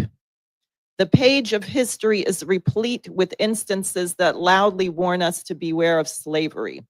And Frederick Douglass describes in his autobiography, because when he was a slave in the South, everyone said, oh, you don't want to go to the North. I mean, people, they don't have anyone to bring in the laundry, and they don't have anyone to get their water. And he gets to the North and discovers, whoa, indoor plumbing. The standard of living was far higher, because what can you do with your body? And suppose you do spend a lot of money going to the gym and you are super strong. Can you really lift a lot more than a slave somewhere 500 years ago? No. There is an absolute limit. You will never advance beyond a certain point. And that's why the British pushed and promoted slavery, was to make sure that this republic never developed. And they revived it when it was about to go extinct by moving the sugar plantations from the Caribbean into South Carolina. And I'll tell you, Hamilton, as people may know, was born out of wedlock, born in Nevis, and witnessed firsthand as a child the total depravity of the slave system. Slavery was horrific in the United States, but in the Caribbean, the sugar plantations, the slaves did not even live a few months. They were so violent, so hideously. It was just a genocide, and Hamilton was witness to this. So you can imagine coming to the United States, his view, like the view of Franklin Roosevelt at the end of World War II, when he told Churchill, we are not fighting in this war against fascism so you can keep all your colonies. Hamilton was not coming over here to work with George Washington to create a replica of the British Empire. Now, there's a very important distinction, and people don't know it. And if we don't know it, we will have World War III. That is, the military policy doesn't come first. The economic policy comes first, and the wars come because of the economic policy. I think it's the quote from Linnex. Is that right? No. Okay. Do you have maybe I didn't get it in there. No, just forget it. It's not here. So we'll get to that. Can you get rid of the slide? Just black him out. Thank you. So in this paper, which I just rediscovered from LaRouche, called Up from the Ruin, which the Roman empires have made of this world, and this was from 2011, and it's an incredible paper because he talks about the Treaty of Westphalia and the idea that we have had, and we've had it since really World War I. We've had nothing but war. And it's the whole planet. And we know about what's happening in Palestine because people are very literate and they have cell phones, and we see it, and it is horrible. But we don't hear that much about what's happening in South Sudan, where 150,000 people are dead now. There is a similar targeting of medical people, of journalists. We hear virtually nothing about what's happening in Haiti right now. Haiti, which is a republic whose constitution in part was drafted by Alexander Hamilton. And I think maybe for that reason, because it was not white and because it was to be a republic, the British in particular and the French had a special desire to crush the place and make sure it never developed. And one of the hideous things about Haiti that people may or may not know is their nation was hopelessly indebted to the French, because when they declared their independence, the French said, you have to pay us back for all the slaves that you've taken from us. I mean, you cannot. So LaRouche in this paper says something about money. He says the difference between the use of money by what is called a monetarist system and the use of what may appear superficially to be the same notion of money under a credit system lies in the specifically ontological distinction of a credit system from a monetarist system. The difference is nearly the same as between the US dollar and a commercial banking system under the US Constitution's provisions, such as the provisions for US dollars circulating within a credit system, and a contrary practice expressed by the morally corrupt misuse of a US dollar when circulating through the intrinsically speculative channels of Wall Street or the London financial markets. Okay, so it's the same dollar, but what does it do? So now we can go to and I picked 10. When I did this years ago, I used $1, but I realized we've had inflation, and plus Hamilton is on the $10 bill. So Hamilton says in the quote that's next, but we can skip, I'll read it to you and we don't have to go there.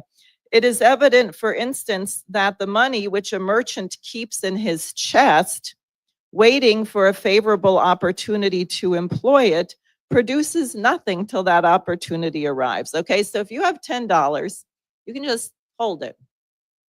And there it is. Nothing happens. Now, suppose I have $10 and I say to Jenny, I'd like you to knit a sweater for me for $10. You must be, she's slave labor almost. I'm going to give you this $10 for that sweater. So she knits the sweater. And then Jose, she's going to give Jose $10 because he is going to bake some incredible dinner for 6 people. So she's going to give him the $10. And then Jose is going to pay Hannah for a beautiful painting, which she's going to produce, $10. And then Hannah is going to use that $10 to go to the art store and buy paint and paintbrushes from Jane. And then Jane is going to take the $10 and go buy coffee. I'm sorry, I don't know your name, but what? Matthew? Mafu. Okay, yes. And then you're going to take this $10 and go to Marcel, who's going to give you a class in Shakespeare. And then Marcel is going to take the $10 that he gets to Margaret, and she's going to give him a piano lesson.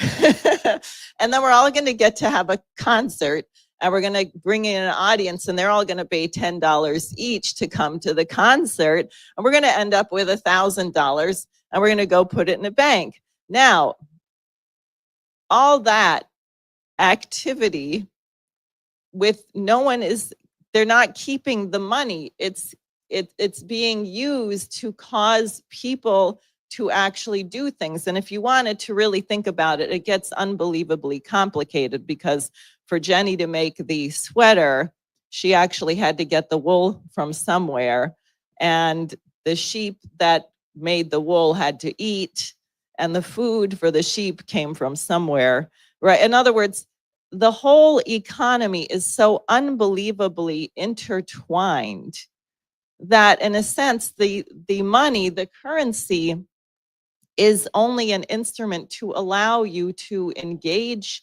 in this kind of activity.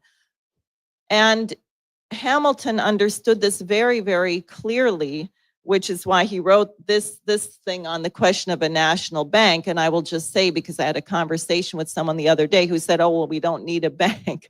We have blockchain. We don't need banks.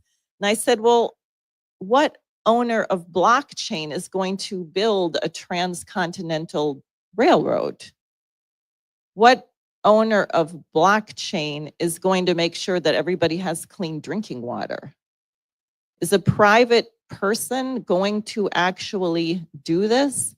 And Hamilton, and I will say this, our dear moderator, Jason Ross, made sure that this little book got published. These are his 4 most significant papers on the lines of economy, The Vision of Alexander Hamilton.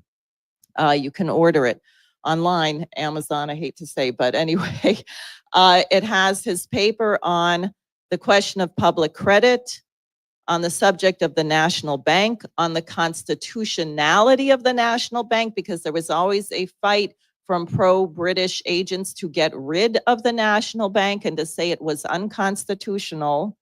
And then Hamilton's paper on the subject of manufactures.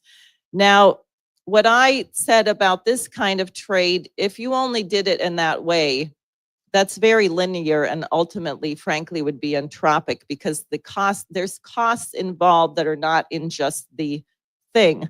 And that's the problem of being a consumer economy, which we've been since the 60s and 70s. We don't really produce.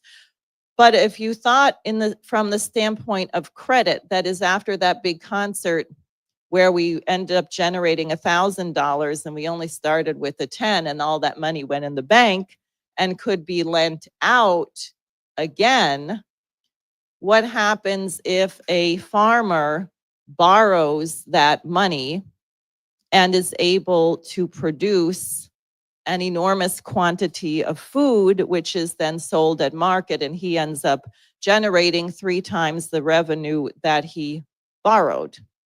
And so what's happening is the wealth, there is a monetary metric of the wealth. When we went to the moon, for example, we generated $10 for every dollar that was spent, but it wasn't really money, was it? It was actually the activity that happened in the society as the result of the circulation of that so-called money.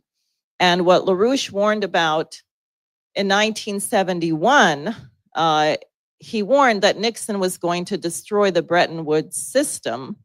The Bretton Woods system had its various imperfections, but it was intended, and FDR died before World War II ended. So it could not, and the British wanted him dead. It was LaRouche's view, LaRouche being a World War II veteran, that the British prolonged the war deliberately to make sure that FDR would be dead by the end of it. So he could not make sure that there was a level playing field and that every nation had its independence. But nonetheless, at the Bretton Woods system, certain things were established, including a system of fixed exchange rates. That is, you couldn't speculate against someone else's currency. And the dollar was pegged to a certain value of gold, and it was a reserve system. That is, you don't want to restrict the ability to issue your currency based on how much gold you have, because then you don't have the ability to have credit. But you want to say, okay, if in an emergency or to settle an international debt, you can use X amount of gold for the dollar and it's stable. So someone in Mexico who wants to borrow $30,000 and the peso is 2 to the dollar, they know 20 years from now when they're going to repay the 60,000 pesos, it's still going to be 60,000 pesos.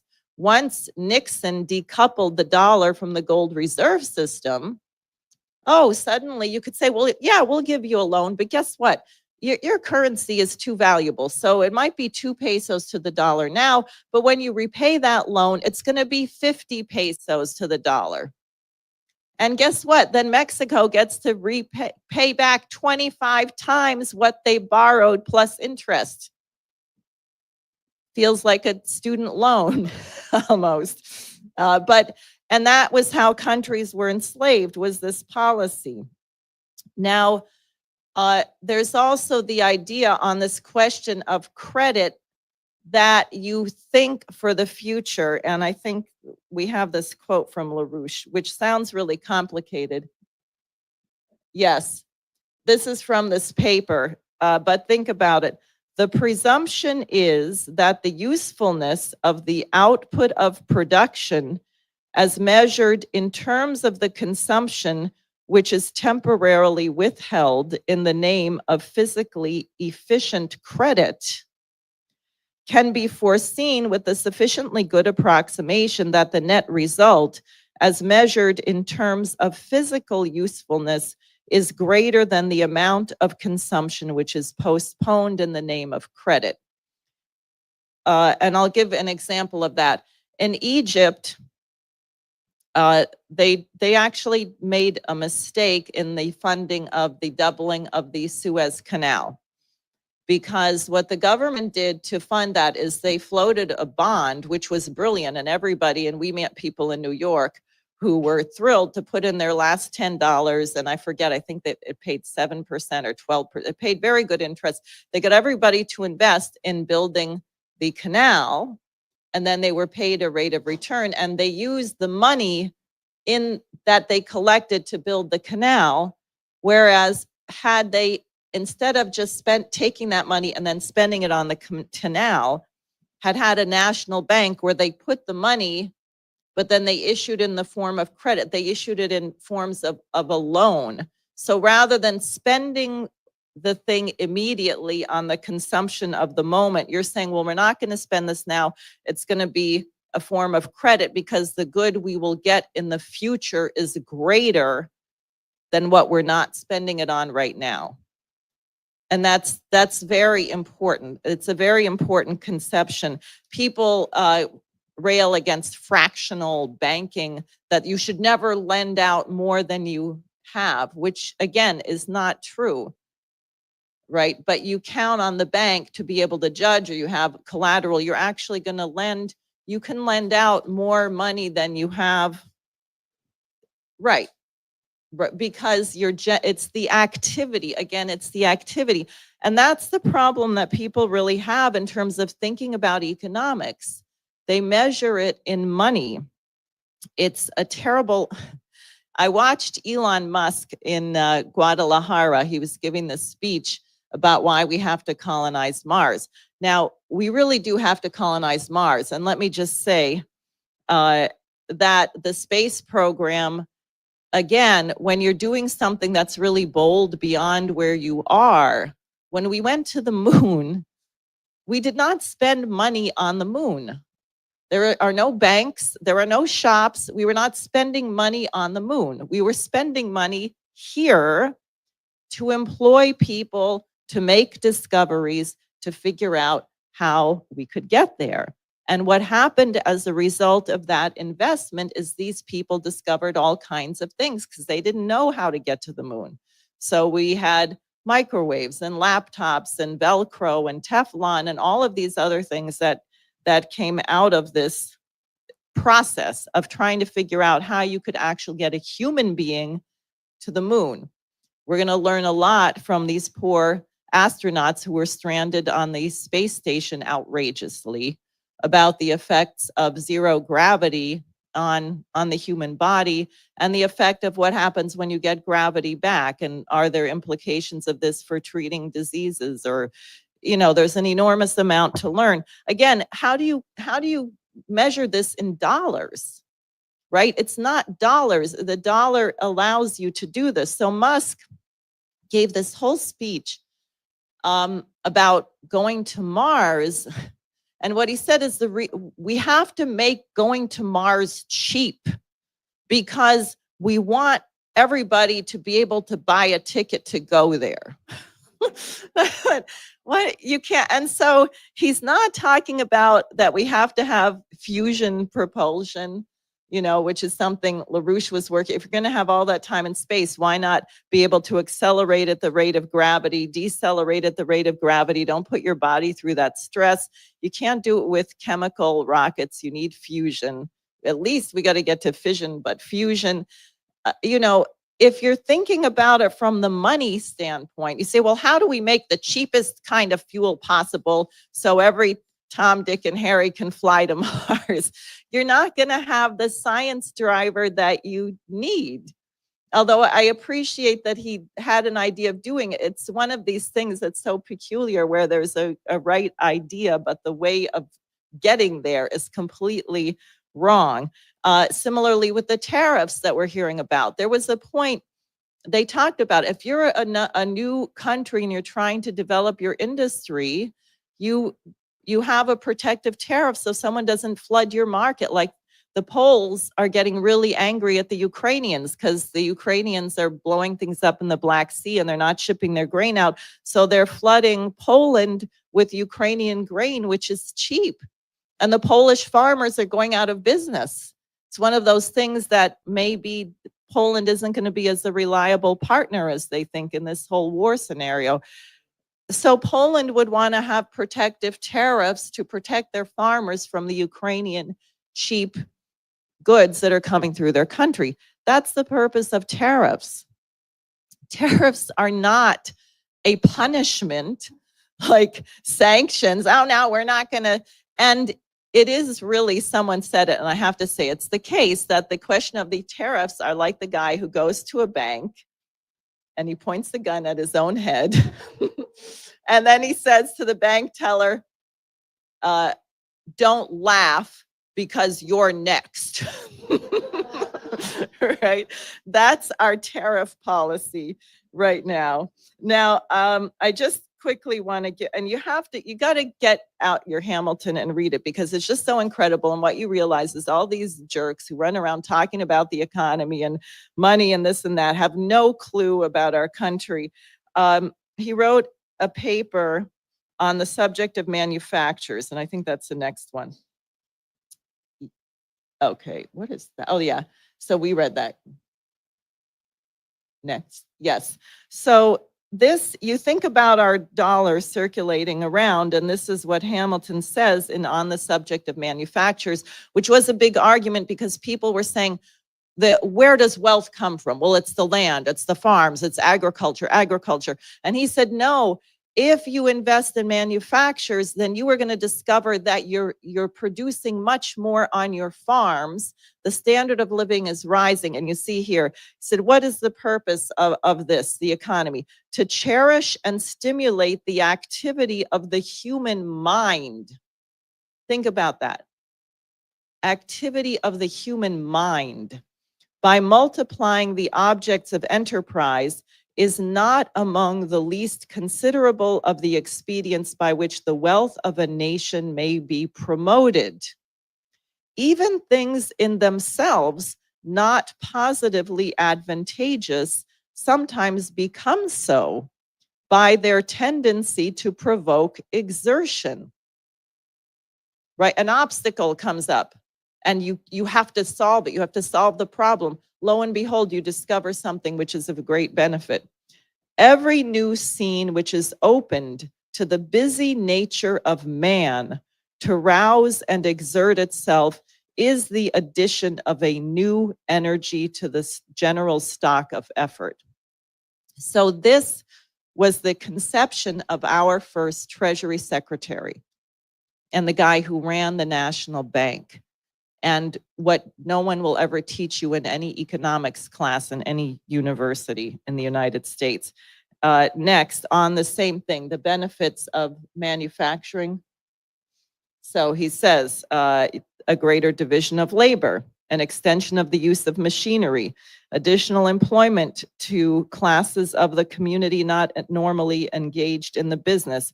In other words, if you have a bunch of machines, you're going to have people specialize, people are going to develop certain kinds of skills, and what you're going to need is a more and more diverse workforce. We see that in medicine today. People specialize in all kinds of things, and it's a specialty. It's really a lot of work to just concentrate on that very little area. The promoting of emigration from foreign countries, the furnishing greater scope for the diversity of talents and dispositions which discriminate men from each other, the offering of a more ample and various field for enterprise, the creating in some instances a new and securing in all a more certain and steady demand for the surplus produce of the soil. Each of these circumstances has a considerable influence upon the total mass of industrious effort in a community. Together, they add to it a degree of energy and effect which are not easily conceived. So, next slide. What happened once we figured out how to use machines? This is a chart of population growth starting at 1000 BC, where it's close to zero.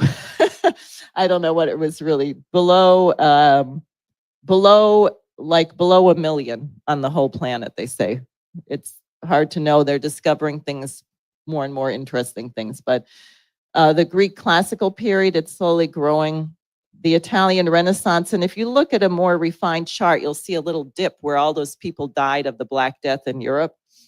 And then the European Renaissance at 1600, 1650, that last black line is 1900, and then look at how population grew. And not only did population grow, but guess what? Life expectancy got longer. Infant mortality went down. That is, the way people lived became better.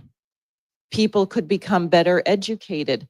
One advantage of having a bunch of robots do physical work that people might now be doing is maybe those people can only work 20 hours a week, and then they can have a string quartet or a chorus or learn 7 languages.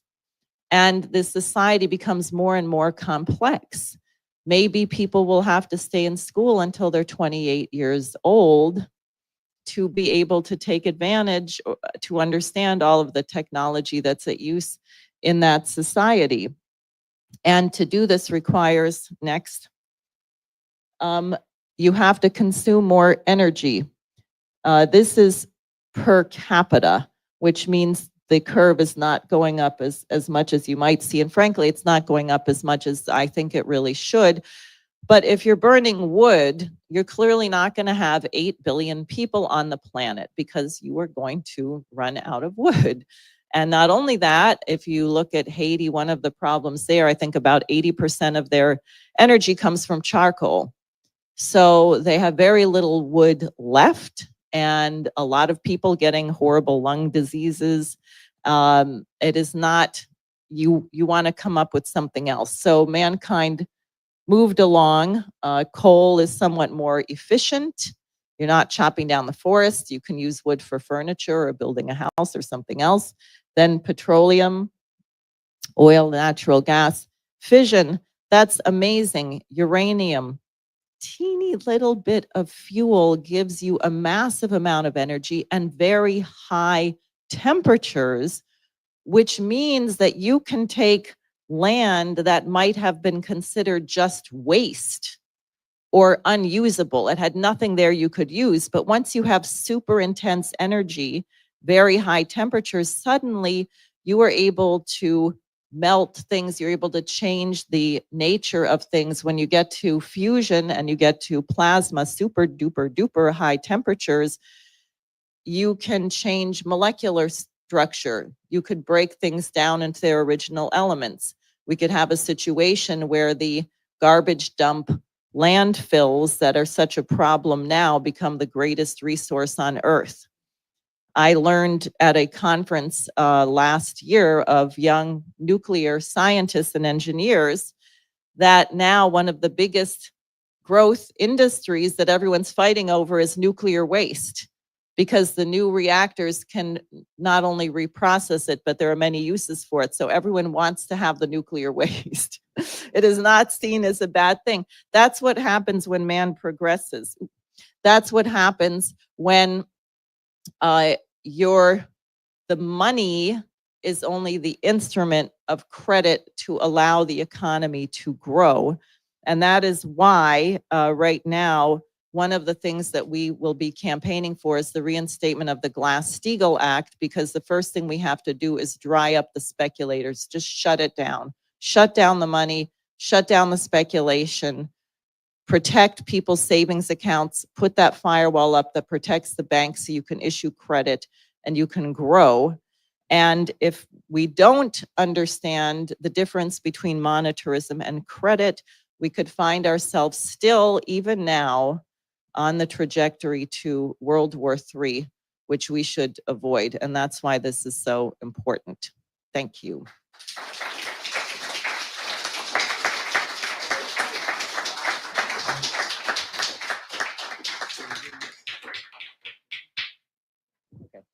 So given our speakers had a lot of fantastic content, which is wonderful, it also means we don't have that much time for discussion.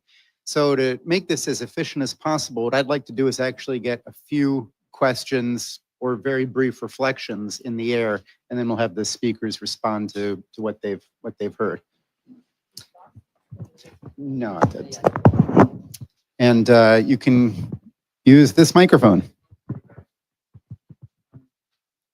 Yeah, when you mentioned that the devaluation of the peso was bad for Mexico in 1971, well, Mexico in particular was 1980. And my view of that was it was bad for the United States too, because when they devalued the peso, the people buying International Harvester tractors from the Melrose Park plant right outside of Chicago had to cancel all their orders, so that plant shut down. So the working class people working at that plant were all laid off, and of course Mexico didn't get the benefit of the tractors. So the only ones who benefited were Wall Street speculators. So anyway, that's a note to Bennett.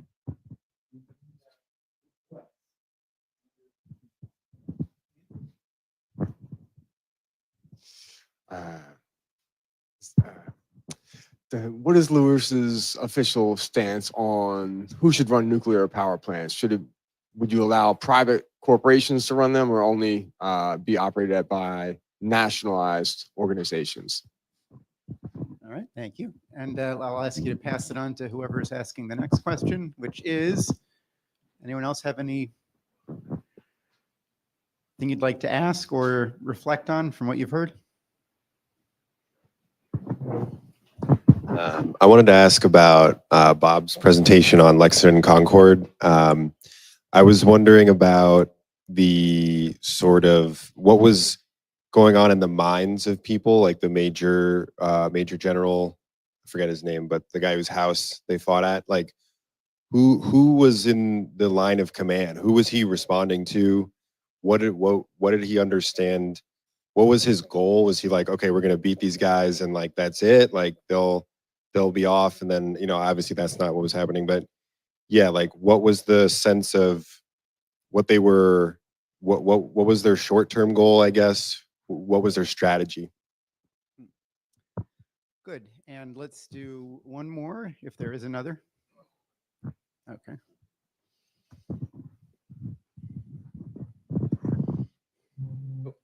Thank you. This isn't fully formed in my mind, but I saw how, with the quotations you were using from the report on manufacturers, specifically with the idea of the function of economy being to mobilize the minds of the citizenry. Obviously, that's not anything in, you know, the Austrian school of economics. They're not thinking about that. And it seems to me, with mathematical economics, whether you're talking about Marx or these other Austrian schools, you have they have sort of programmatic systems. They have mathematical systems.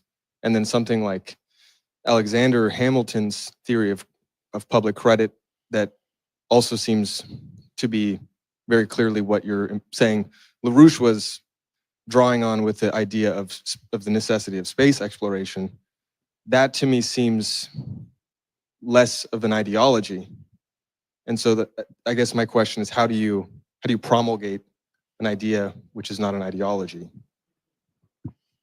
Good. Okay, who's up first? I'll take one of them. I mean, on on energy, this makes me think of the principle of just getting that the government is responsible for providing the overall direction and to make sure that things happen. We've had a variety of different ways of making things happen in our country's history. So if we look in the last century or so, Roosevelt financed the New Deal through government organizations. Many of those projects were themselves directly public works. They were administered by government agencies. People were employed by government agencies, and we built the infrastructure that we still benefit from today. Some of his projects worked on federal financing for private companies.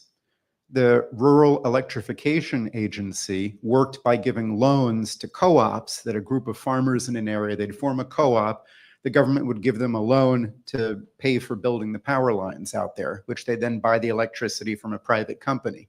So it was kind of a mixture of things in that case. And then another one would be the Apollo program of going to the moon. This was definitely a federal program. This was a national intention coming from Kennedy. And who built all of that equipment? It was not mostly NASA employees. This was contractors that were building parts or modules that NASA designed, engineered, and requested. So in terms of the running of power plants, the US generally has regulated monopoly utilities. So power companies are private, they do make a profit, but their rates are regulated by the government, as is their safety and so forth. I don't think that any particular change is needed in that today regarding nuclear plants. So, who's next? Oh, let's get some responses to these wonderful questions.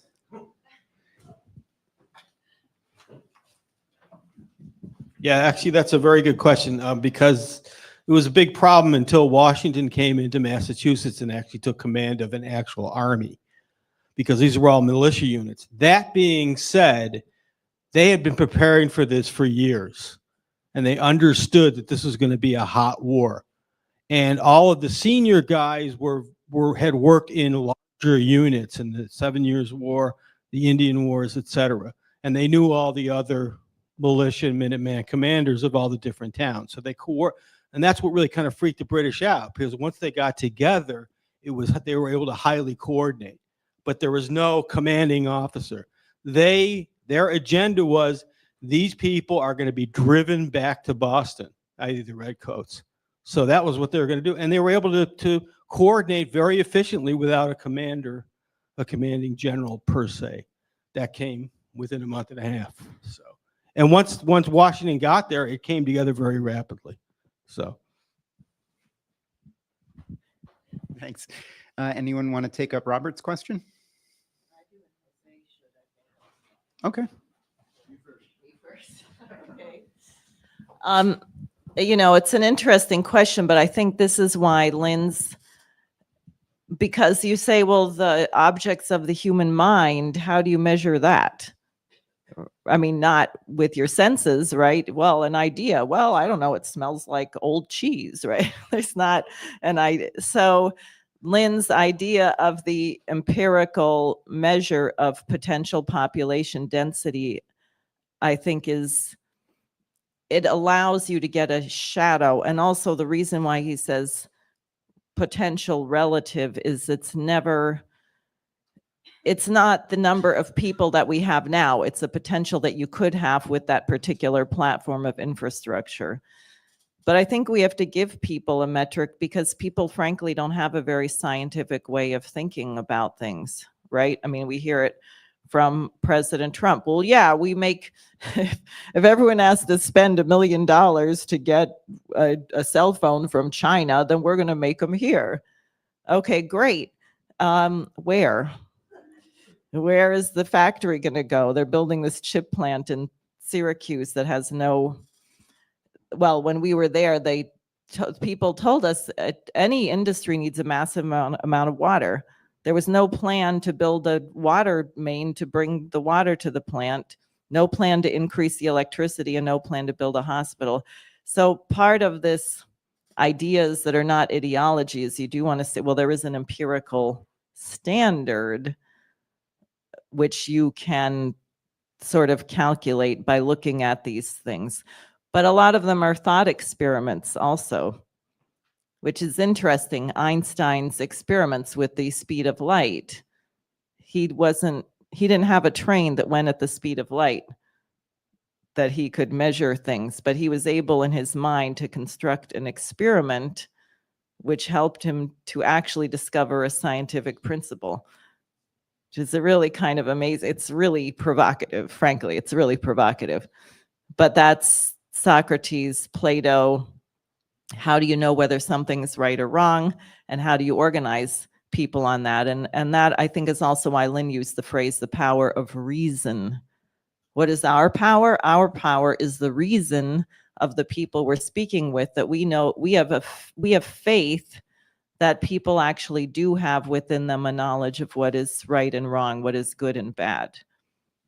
And we have to seek to bring that out, because many people now have been so degraded that they themselves are not conscious of what's in them. They've silenced those voices. And I think we have to let people hear that conscience again.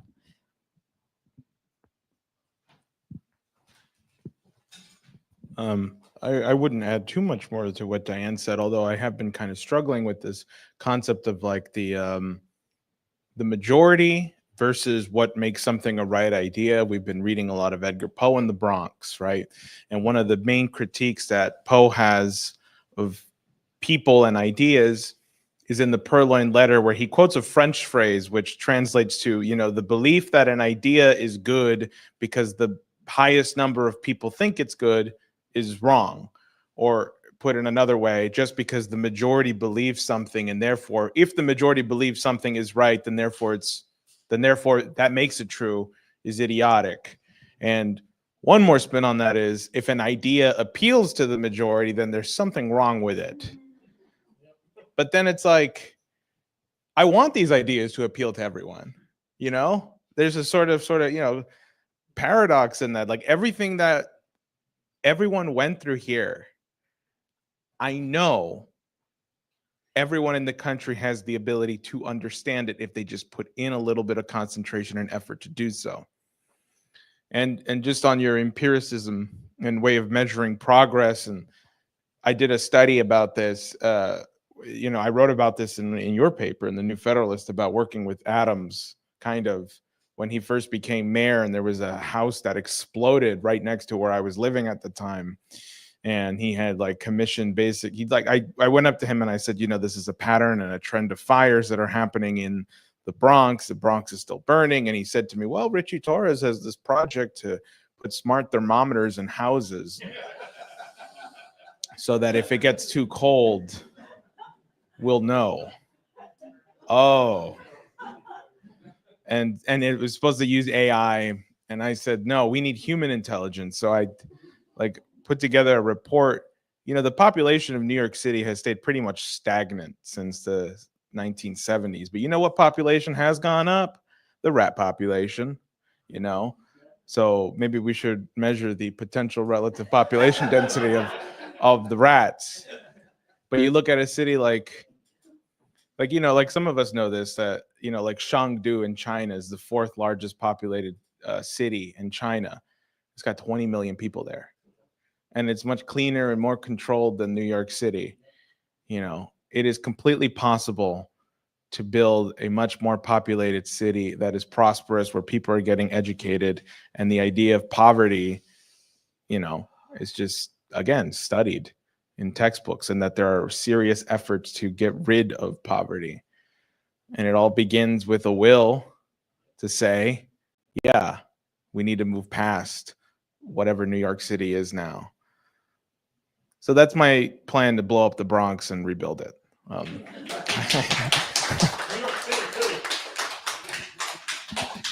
Okay, thank you.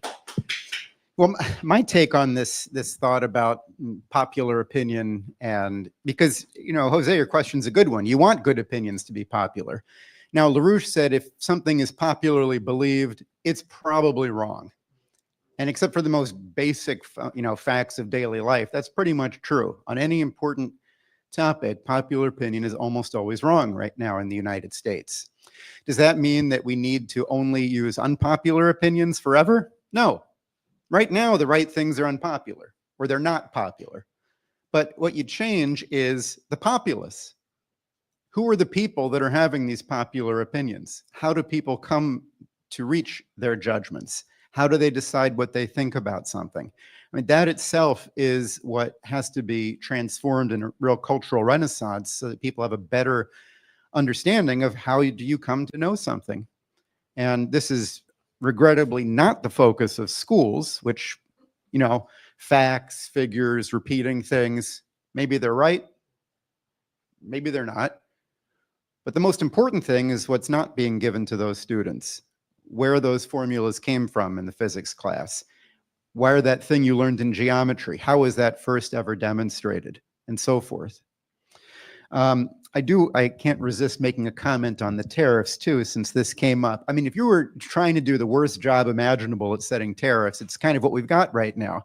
You set them incredibly high based on a measure I won't get into, but it's really irrelevant to anything regarding national industry. So Trump sets these crazy tariff rates, and then they're gone. So, who is setting up a factory which takes years? Who's recruiting a workforce and training them in the processes to be used there, which takes at least months? Who's setting up the contracts to buy the supplies for the factory, which themselves might have varying tariffs from year to year? Who is going to do that if you don't know that things are actually going to be stable? No one. So it's a big flop. Another funny thing about it is that right now with China, it's almost the opposite of what you would want if you were trying to use tariffs well. If you're setting up a factory in the US and you want to buy some equipment from China, some machinery, big tariff. You want to buy some raw materials, big tariff. You want to buy an iPhone? Oh, no, low tariff. So if you're trying to produce high-tech things, high-value things in the US, your raw materials are very expensive, and the product that you might be selling is the kind of thing that doesn't have a tariff. So it's very, very wacky. I mean, by country instead of by product category. Okay, so I think, can we do some, I don't know how we're at the room timing.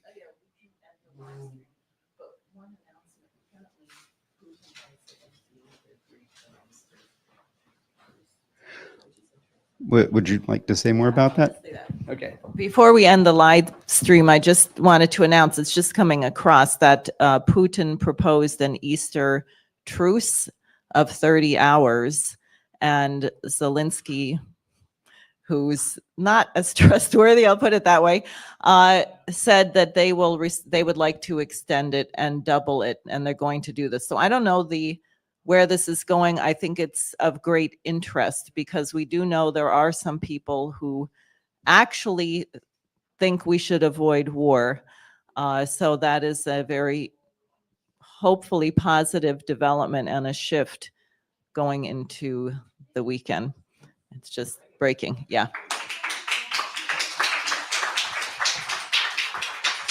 So that will conclude our stream for today. I want to say, if you're watching this online and there was a lot of material presented. If you have questions, leave them in the comments. We'll get those to the speakers, and that could help provide the material for further discussions to get back to you with what you're wondering. So thank you, and let's discuss.